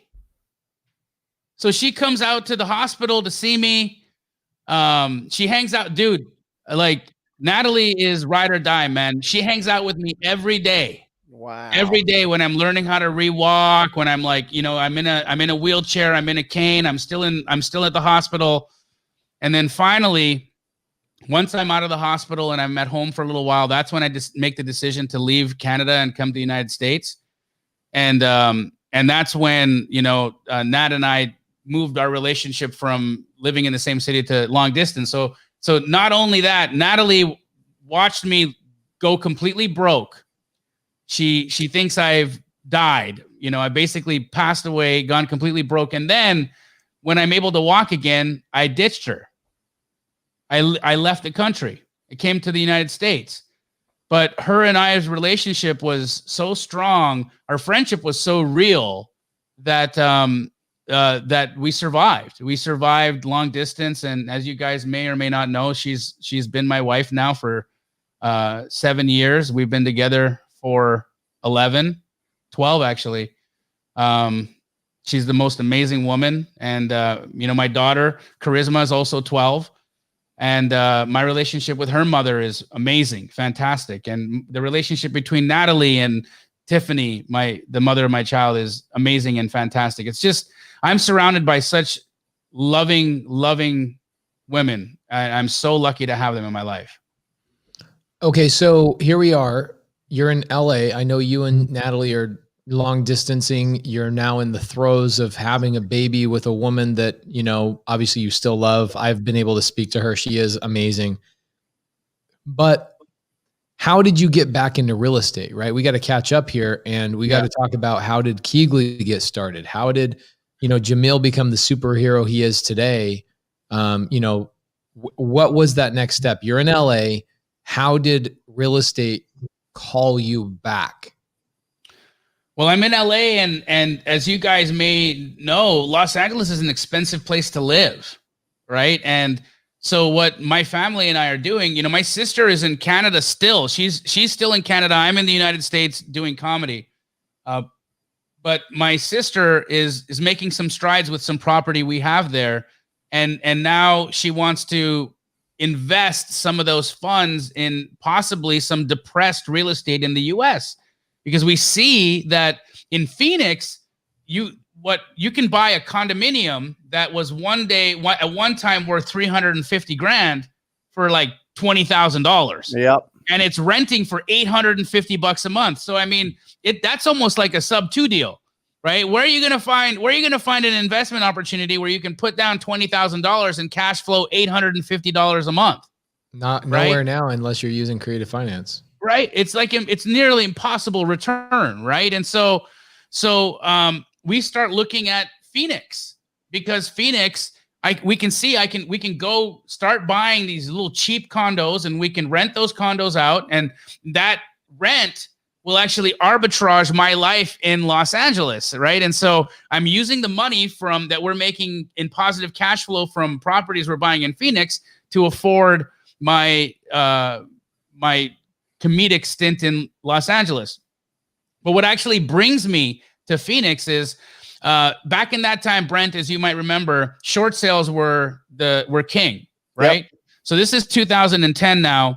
And for those of you that weren't able to see this part of the market, how it would work is you would get into, you would write like 50 short sale offers, and a bank, you would write them all over town on a whole bunch of different properties.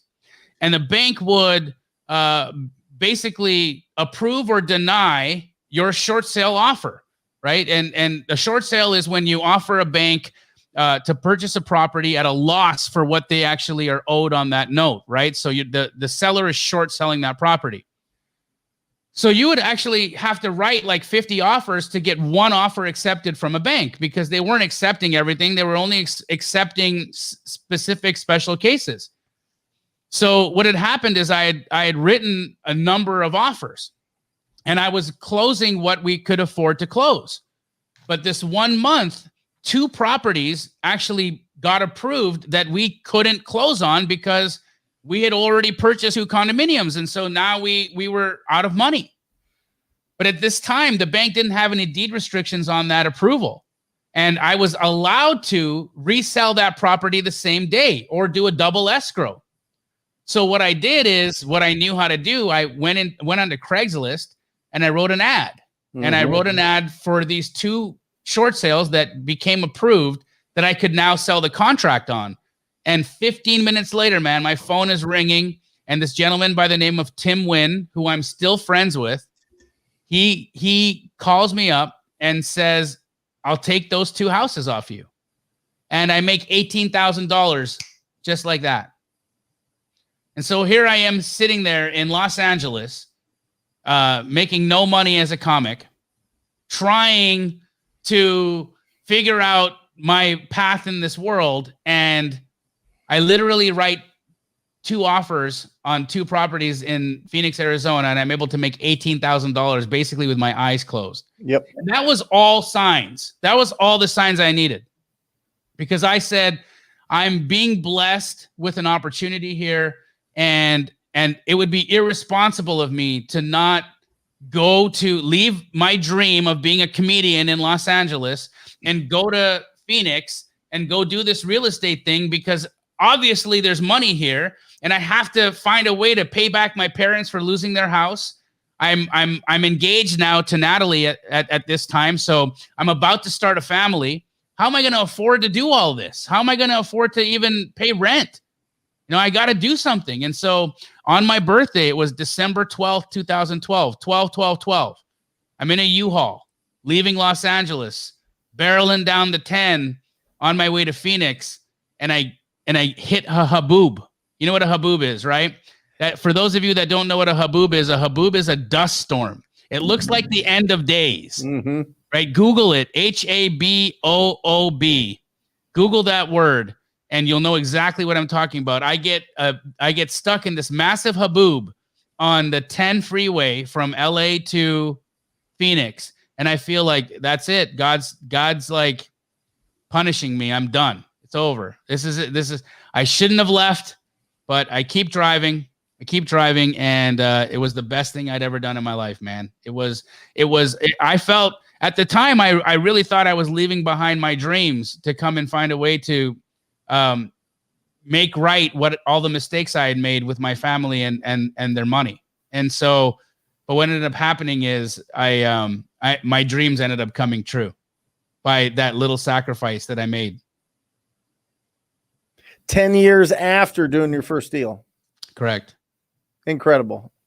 Getting it all, losing it all, getting a little bit of light coming in by buying a little bit of properties that were getting cash flow, getting those wholesale deals from short sales. And now you're committed. Now you're into it. Now I'm into it. Now I'm loving it, man. I'm having a good time. I'm here in Phoenix. I'm wholesaling. I know what the word wholesaling is. I hear that it's like a thing. And wholesalers are cool, and I'm good at it. I'm really good at it, right? Like I was always good at being able to understand value. Like it's just something I inherently get. Yeah. I'm even able to spot value in people, right? Like it's like before he goes into this is the number one superpower I feel like Jamil has, is that I can go into a room with Jamil and in 30 seconds or less, he can break down a human being and go, this person, this, and this, and we got to watch out for that person. That person's all in it for them. Or, hey, this person has a heart of gold. And 100% of the time, it turns out to be exactly the way Jamil lays it out. It is crazy how he can see it, like in a moment. And he'll call me. We'll like be in a meeting and he'll call me after the meeting and go, hey, just so you know what that guy's really trying to do, right? He's trying to do X, Y, and Z. And I go, how did you pick up on that? And 2 days later, it's like Jamil wrote it in stone 1,000 years ago, and I uncovered this time capsule, and I'm like, how did he have the answers before like even any piece of information was available? It's crazy how you have that thing. Was that just always in you? I guess I think so. I think so. And I think also when you've searched every dark corner of yourself, then you know the dark corners in others. That's it. But you have to see the dark corners in your own life, in your own spirit. You've got to be willing to do that. You've got to be willing to really just know who you are and what you are, and if there's parts of you that aren't the best, if there's parts of you that are vibing high, if there's parts of you that you would change. You know, you only dislike in people what you don't like in yourself. It's really, really true. And that's a hard pill for a lot of people to swallow, because you'll say, well, no, how can that be? That person picks his nose and eats it. I hate that. I would never pick my nose and eat it. But you pick your nose and eat it. You know what I mean? Yeah. That's a terrible example, but that's what I'm talking about. Yeah. No, but it's an analogy. I get it. An analogy. Yeah. I get it. Yep. So when you're out here, I mean, it's hustle mode from then, right? You touch around early 13, and then what happens? And then life explodes, man. So things are moving fast now. It's 2013, and I'm picking up steam. I'm going, right? How are you finding deals? Real estate agents. Yeah. That was my first line of inventory, was real estate agents. I literally called every real estate agent in Phoenix, Arizona. And my pitch was this: I am interested in buying the cruddiest house you have, but on one condition: don't tell anybody who I am. Yeah. And the real estate agent would be like, what? Why? Because I want to remain anonymous. Well, why would you want to remain anonymous? Because I'm mysterious. I'm not kidding you. Like, I want to remain anonymous. I want to remain anonymous. I would just tell the agents I want to remain anonymous. And guess what happened? I intrigued so many high power real estate agents that they all started doing business with me. Yep. And then they would get to these little networking events and they'd be like, I landed this whale of a client. Oh my God. He buys everything I send him. It's incredible. What's his name? I can't tell you. Can't tell you. Why? I was still in that world. I had one leg in, one leg out. I was getting out of traditional real estate, and all I kept hearing about was this secret buyer that buys 30 deals a month, and he's so rich and he's so mysterious. And then I'm there at North & Co. Pace, and Eric Sage goes, "Oh, you're just talking about Jamil. Yeah, he's great. Here's his number." I was like, "What?" That was it? That was it. And I was like, "Jamil's his name?" And he's like, "Yeah." And I was like, "Huh, that's a cool name. All right, I'm going to call him." And then we just, sent you some deals, and then you were working with your team. You had the whole company kind of laid out beforehand. I mean, you guys really had an interesting vision for what Keegley was going to be. Well, it's funny because at the time, the entire vision of what Keegley came out of a frustration I was having in my own business, right? So as you guys know, I had a different partnership before Josiah and Hunter. And that individual, him and I were just on two different pages when it came to what we were trying to accomplish in our businesses. And he was interested in kind of taking it easy and traveling and being on a yacht. and I was just starting a new family, and I needed to do more deals, and I was really energized to just do more. Yep. And so when I was unable to reach him because he was on a yacht, I actually would call Josiah and Hunter to help me sell my deals. Yep.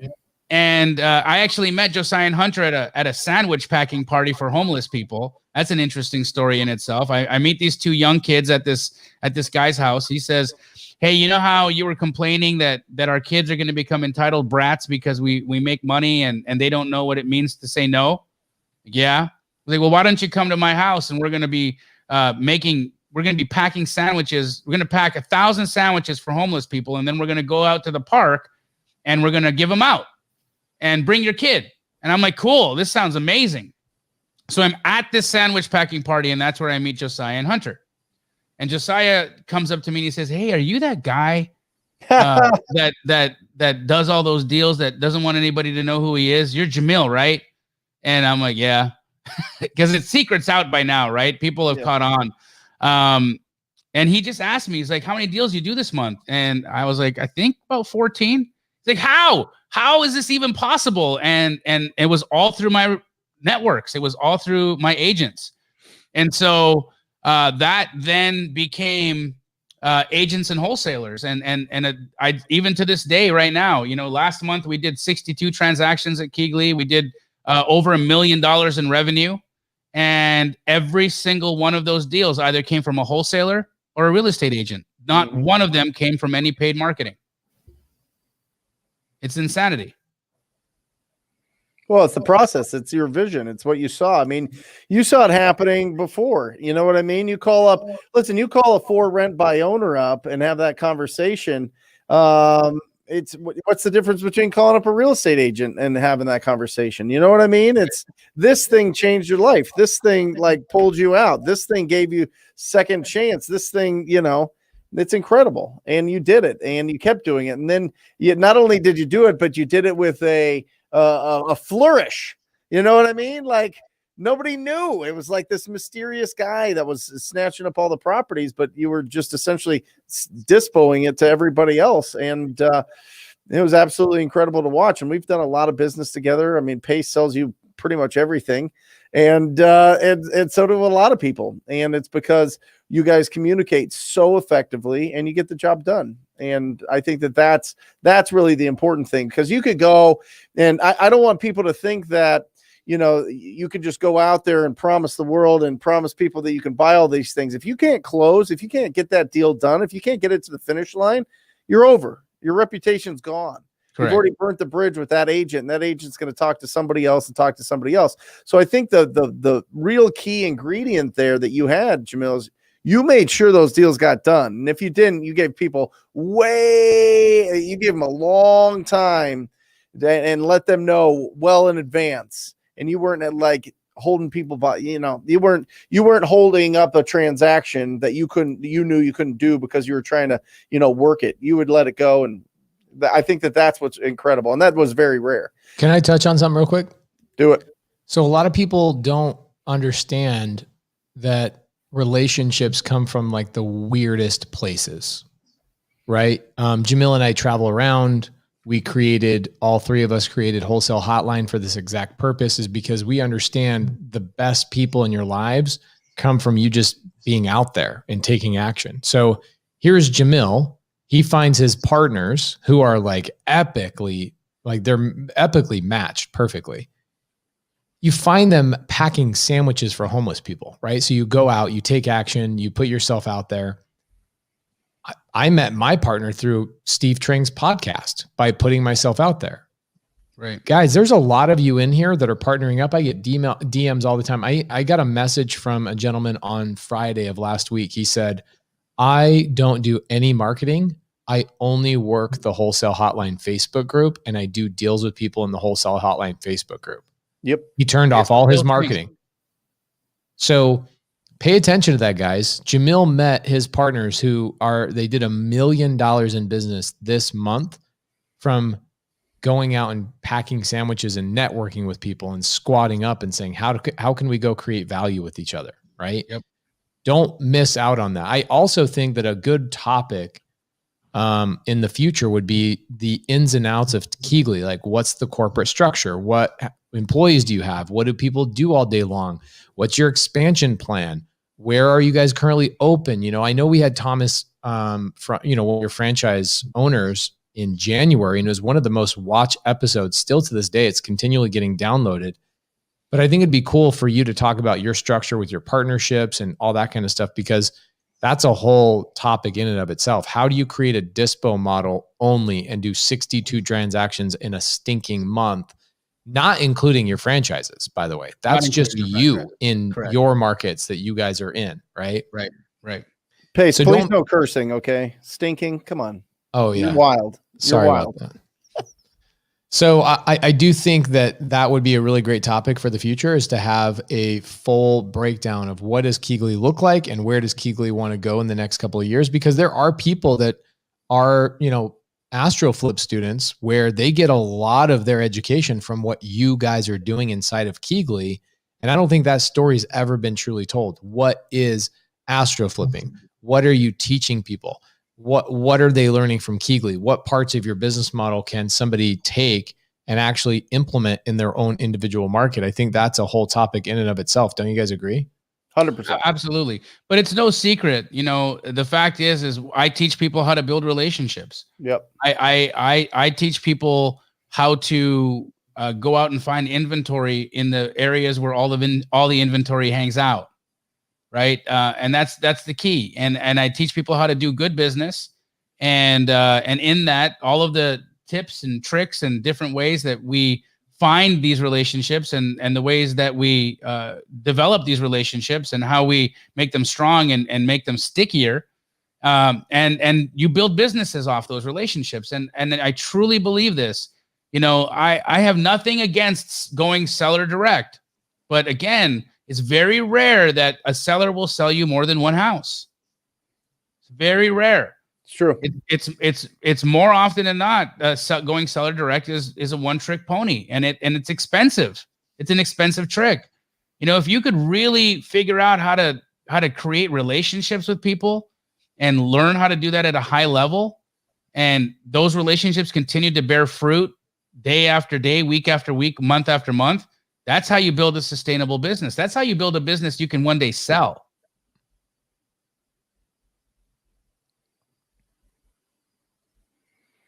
I love that. So you guys get linked up. Now, a couple of questions have popped up. How did you meet Brent? How did you meet Pace? I'm going to tell you guys how I met Jamil real quick. Jamil had been doing business with somebody that I was in some, you know, my story last week, which was where I lost that $1 million. Jamil had done business with this gentleman, and I was asking around town, like, hey, does anybody know anybody that's like been involved with this guy? And somebody says, yeah, this guy Jamil. And I'm like, oh, the mysterious buyer. I know of that guy's name. And here's what's funny. The agent who told me about you, Jamil, did not want to give me your phone number. They would not give me your phone number. They said his name's Jamil. That's all you need to know.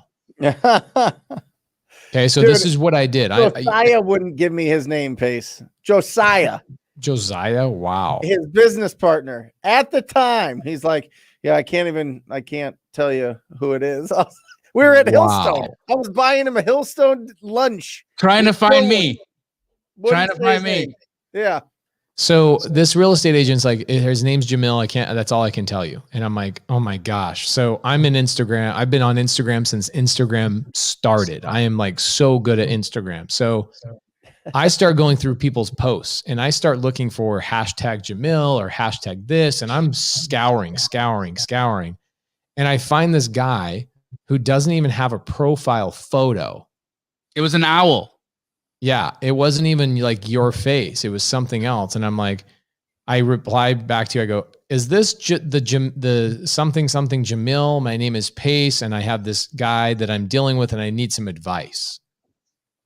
And you didn't even know I was a wholesaler also at the time. You didn't know I was a real estate investor. You didn't know anything. You just go, sure, let's go grab lunch. But you know what's funny is it took you 3 days to reply to me because you weren't on social media. Right? And I don't think you really got into social media until I started tagging you every day in my posts. I didn't get into social media until like hanging out with you for over a year and really watching, and it was, you know, goading from Brent. It was watching you and your success. It was like a year and a half ago, maybe at most, we were standing at Steve Trang's meetup where he had Carlos and Alex and Sal, and we were all in that room, Brent, Pace, myself, and I was telling you guys how I was about to start trying to post on social media and not to laugh at me. Yeah. And I was just 100%. going to figure it out, right? That's where I was, you know. I'm no joke. Well, I remember it was a big deal to have you on Wholesaling Inc. podcast. Yeah. You know what I mean? Like, it took some convincing, and we did it in an echoey room, and it was, I wasn't interested. Was great, I was just like, oh gosh, what is a podcast? What's that going to do? If you guys should see this. It's literally a video like from 2 or 3 years ago, probably 2019, maybe 18 even. And go look at that video of me interviewing Jamil and how much you've really just, it was time for you to just come out of your shell and let the world know about you. And holy cow, from then to now, it's just been bananas. I mean, it was there. The spark was there. The fire was there. That genuine enthusiasm for our business and our industry was there. But now you're just going, man. And I love it. I absolutely love it. I usually can tell what year it was that Jamil did an interview based on his facial hair. And facial like hair, bro. The first time I met you, Jamil, was at your office. Josiah, I like forced my way into your office to see the operation. And I am certain you had slips on, like some like slippers on, and like the baggiest pants that like covered most of your calves, like the shorts, and a baggy shirt and probably a hat. And you were just like, hey man, what's up? I was like, what is going on here? What is did he just roll out of bed? Like, what is going on here? You were just total like comfort. And you're like, yeah. And we just hit it off, and we kept running into each other and selling deals and doing deals and texting each other. And it's been a true blessing. Really has. How did Jamil and Brent meet? Was it really at the Go Giver Mastermind, or when did we all become really Brent, good friends? Before that, Brent forced his way into our office. Literally, he was really trying to. We were doing deals, but we hadn't really met. Yep. And he was just trying to get me to talk to him. You know, Brent at the time was beginning his journey. Well, he was on his journey of social media. Yep. And was really, really interested in creating some content with me, because like I was doing it so much differently than everybody else that he had talked to. Yep. And our numbers were staggering, and he could verify that it was real. You see, I was doing business before I got on social media. I didn't get on social media and then say to people I'm doing business, right? I did business a long time before I ever peeped a squeak out of my mouth about deals. Yep. Right. And so Brent was just coming to mine the content. You know, he really wanted that. He really wanted that video. He really wanted to have people hear how I done it. Well, it's an important voice. You have an important voice and an important process, and it shouldn't be just all, you know, it was going to come out sooner or later. You know what I mean? And so I just, like a sleuth, I wanted to break the story like a good detective. 100%. I love you back, Rhonda. You're amazing. I mean, we only have 5 minutes left, and I've heard multiple times people are like, we need a second episode. We need a second episode. I think what we do is we do a Keegly episode where we go, how did your partners meet? What's been that journey? Because Keegly is bigger than like, and there's no wholesale business, in my opinion, that I've heard of that's bigger than you guys that has the same exact model, right? No. You guys are super unique. I don't think there's another franchise that's even remotely close to what you guys are doing. I love everything you guys are doing. And I think there's an entire episode dedicated to that. So we got 5 minutes. So let's go fire off. Jamil. Couple of things. Number one, what is your biggest pet peeve? Dishonesty. How do you know when you're successful? You know you're successful when you don't give a crap if people think you're successful. I love it. Come on, Pace, hit him. Now I'm like thinking, I'm like, dang, man, he was like successful before he ever got on social media, like in the truest sense. You know what I'm saying? So Jamil, we travel around a lot. We talk about this. You're like LA heart and body, and you also have like pieces of you that are Canadian, which is amazing. You're retired. You're done. You've got your, $250 million or $500 million, whatever your exit number is. We've had these great conversations privately. You've got that number. Where is Jamil living? What does that daily activity look like? Are you still investing in real estate? Are you investing in, private companies? Are you done working and you're just hanging out? What are you doing once you hit the number you're looking for? Honestly, I believe I'm doing the same thing. Yep. The number that we know, and I'm going to just say it, the number I want is 250 million. All right. But does that number change my life from what I have right now? There's no way. There's no way it does. I've got everything I could possibly want. Everything. I could do anything I wanted. If I wanted to charter a private jet and fly somewhere, no problem. If I wanted to go here and buy that, no problem. If I wanted a house here, no problem. I can do all this stuff already. So does the exit number change my life? No. I feel like as long as I continue to have the energy and the enthusiasm to continue sharing, that's what I'm going to do, man. I appreciate the joy in my life has been the AstroFlipping community. The joy in my life has been being able to make an impact in those folks' lives. When I used to sit down and sit down for those group calls, I didn't realize how energizing they were. Mm-hmm. I didn't realize how much I needed them. And I do. I need that community. I need to be able to be a part of people's journey and to be able to just impart the knowledge that I've gained in doing this business for 20 years and longer. I'm just so in love with the opportunity to make an impact in people's lives.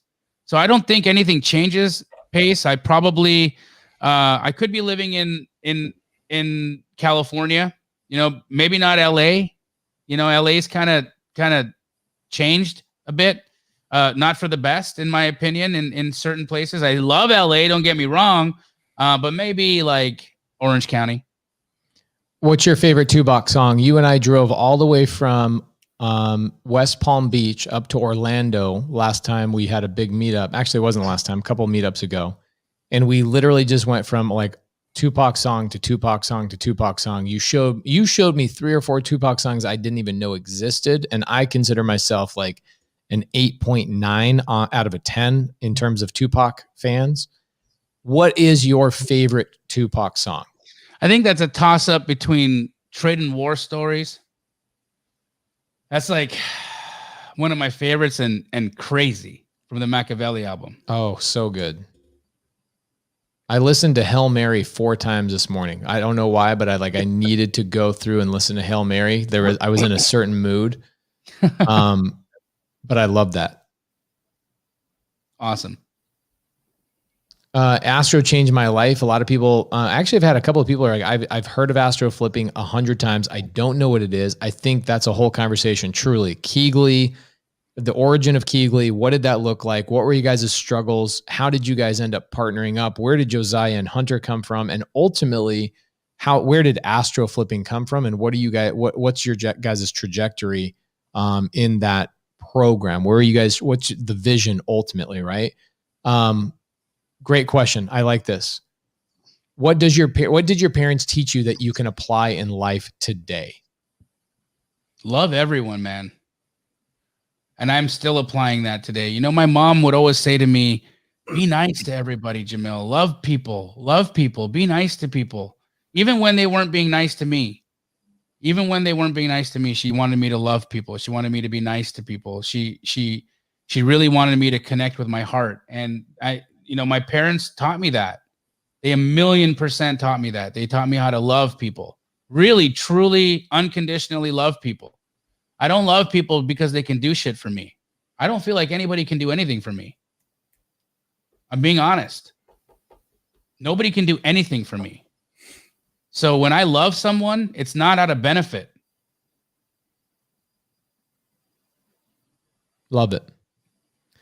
Alejandro Alvarez says, do you do acquisitions at all?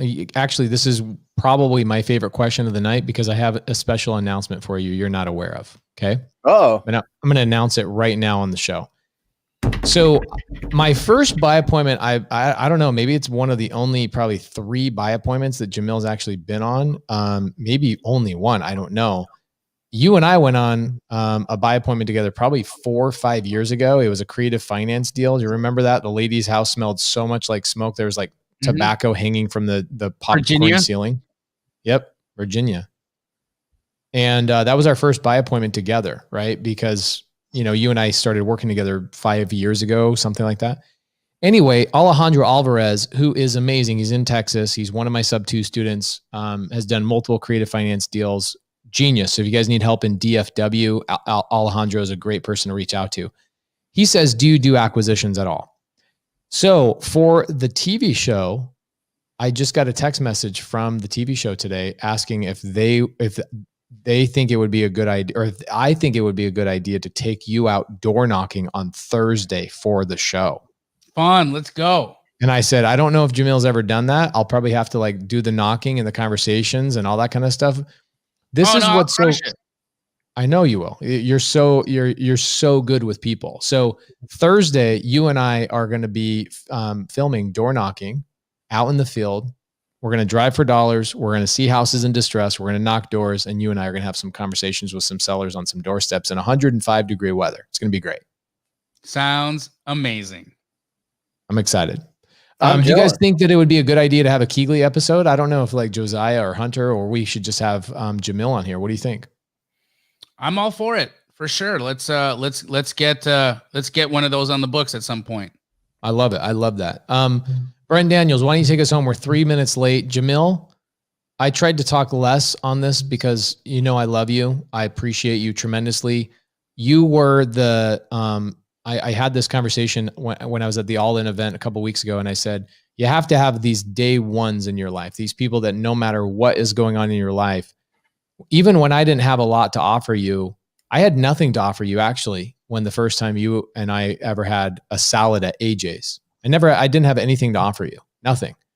It wasn't until later that you realized like, oh, wow, this guy is doing deals and I brought a lot of relationships to you. Yes, we've made a lot of money together, but you spent time with me 2 hours in the middle of your busy day when nobody in the state even know who you were. You were purposely trying to hide from people, and you took your time out to hang out with me and have a salad.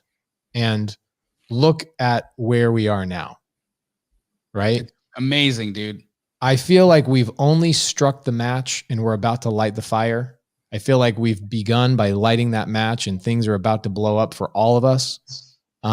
In so many different ways, so many different ways. And I appreciate you. I love you. You are the brother I never had. And, I feel like your family's my family, and I couldn't have picked a better best friend. I didn't know my best friend was going to be a Canadian, gangster, but, I appreciate you. I love you. I think this has been tremendously fun. Thank you so much. I love you back, bro. Meeting you has been one of the most exciting things, the most exciting thing that's happened to me in my life. You literally accelerated my life in so many ways. Brent, you opened so many doors for me. You inspire me. You continue to inspire me. I never realized how fun it was going to be to impact people's lives until I saw you having so much damn fun doing it. Yeah. You know, I just got to say this, and I mean this. You two are the best coaches, mentors on planet Earth. Your students love you so much, and why? Why do they love you guys so much? Because you're not only legit, you're not only real, but you care. You care so deeply about your students' success and everything that you guys do. And I'm just looking at it from their points of view and thinking, how lucky am I that I get to call you guys my best friends? You know, so You guys are the most impactful people that I've come into contact with in my life. I'm so grateful and thankful for you. I'm so grateful and thankful to everybody here who watches Wholesale Hotline, even the ones who were mean in the comments. I love all of you. I love every single one of you guys. Turkeys are not turkeys. You guys are all my people.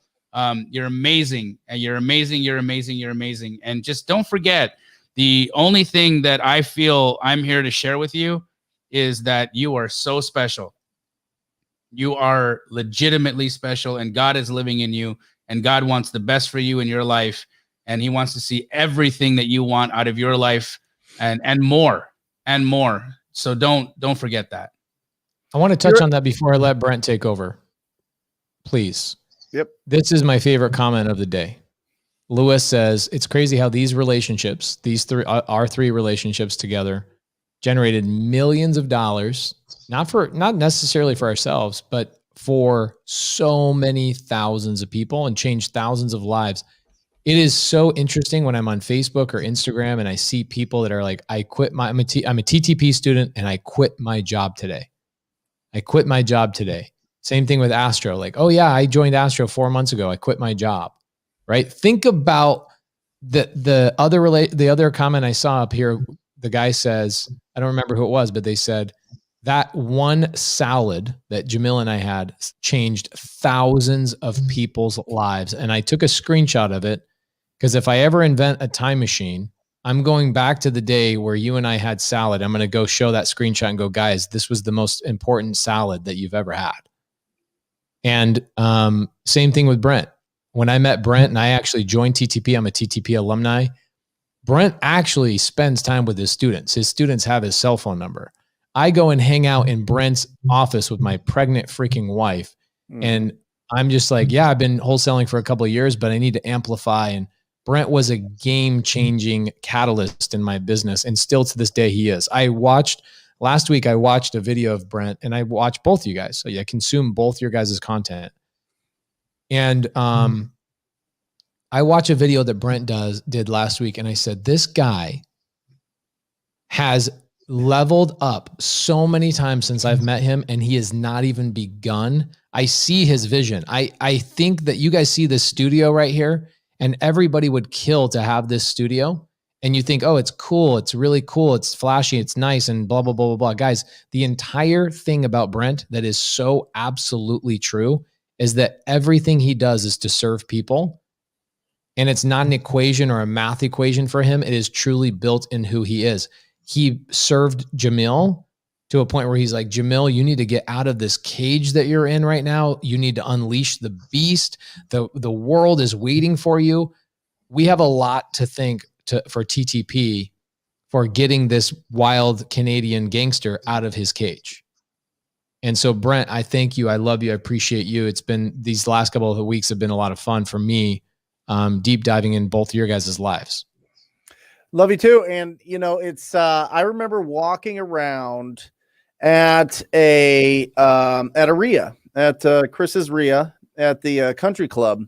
And there's Jamil going around telling everybody, hugging people and just telling people that I love you. I love you. I love you. I love you. And I was like, what is he doing? Like, who gave him permission to just go and grab somebody and tell them that they love that he loves them? And these aren't just random people. It's not something that he that he didn't feel, or that it was just something that was hollow. It was something that was very tangible, and the people were just lighting up and lighting up and lighting up. And I was like, I got to give myself permission to tell people that I love them and show them that.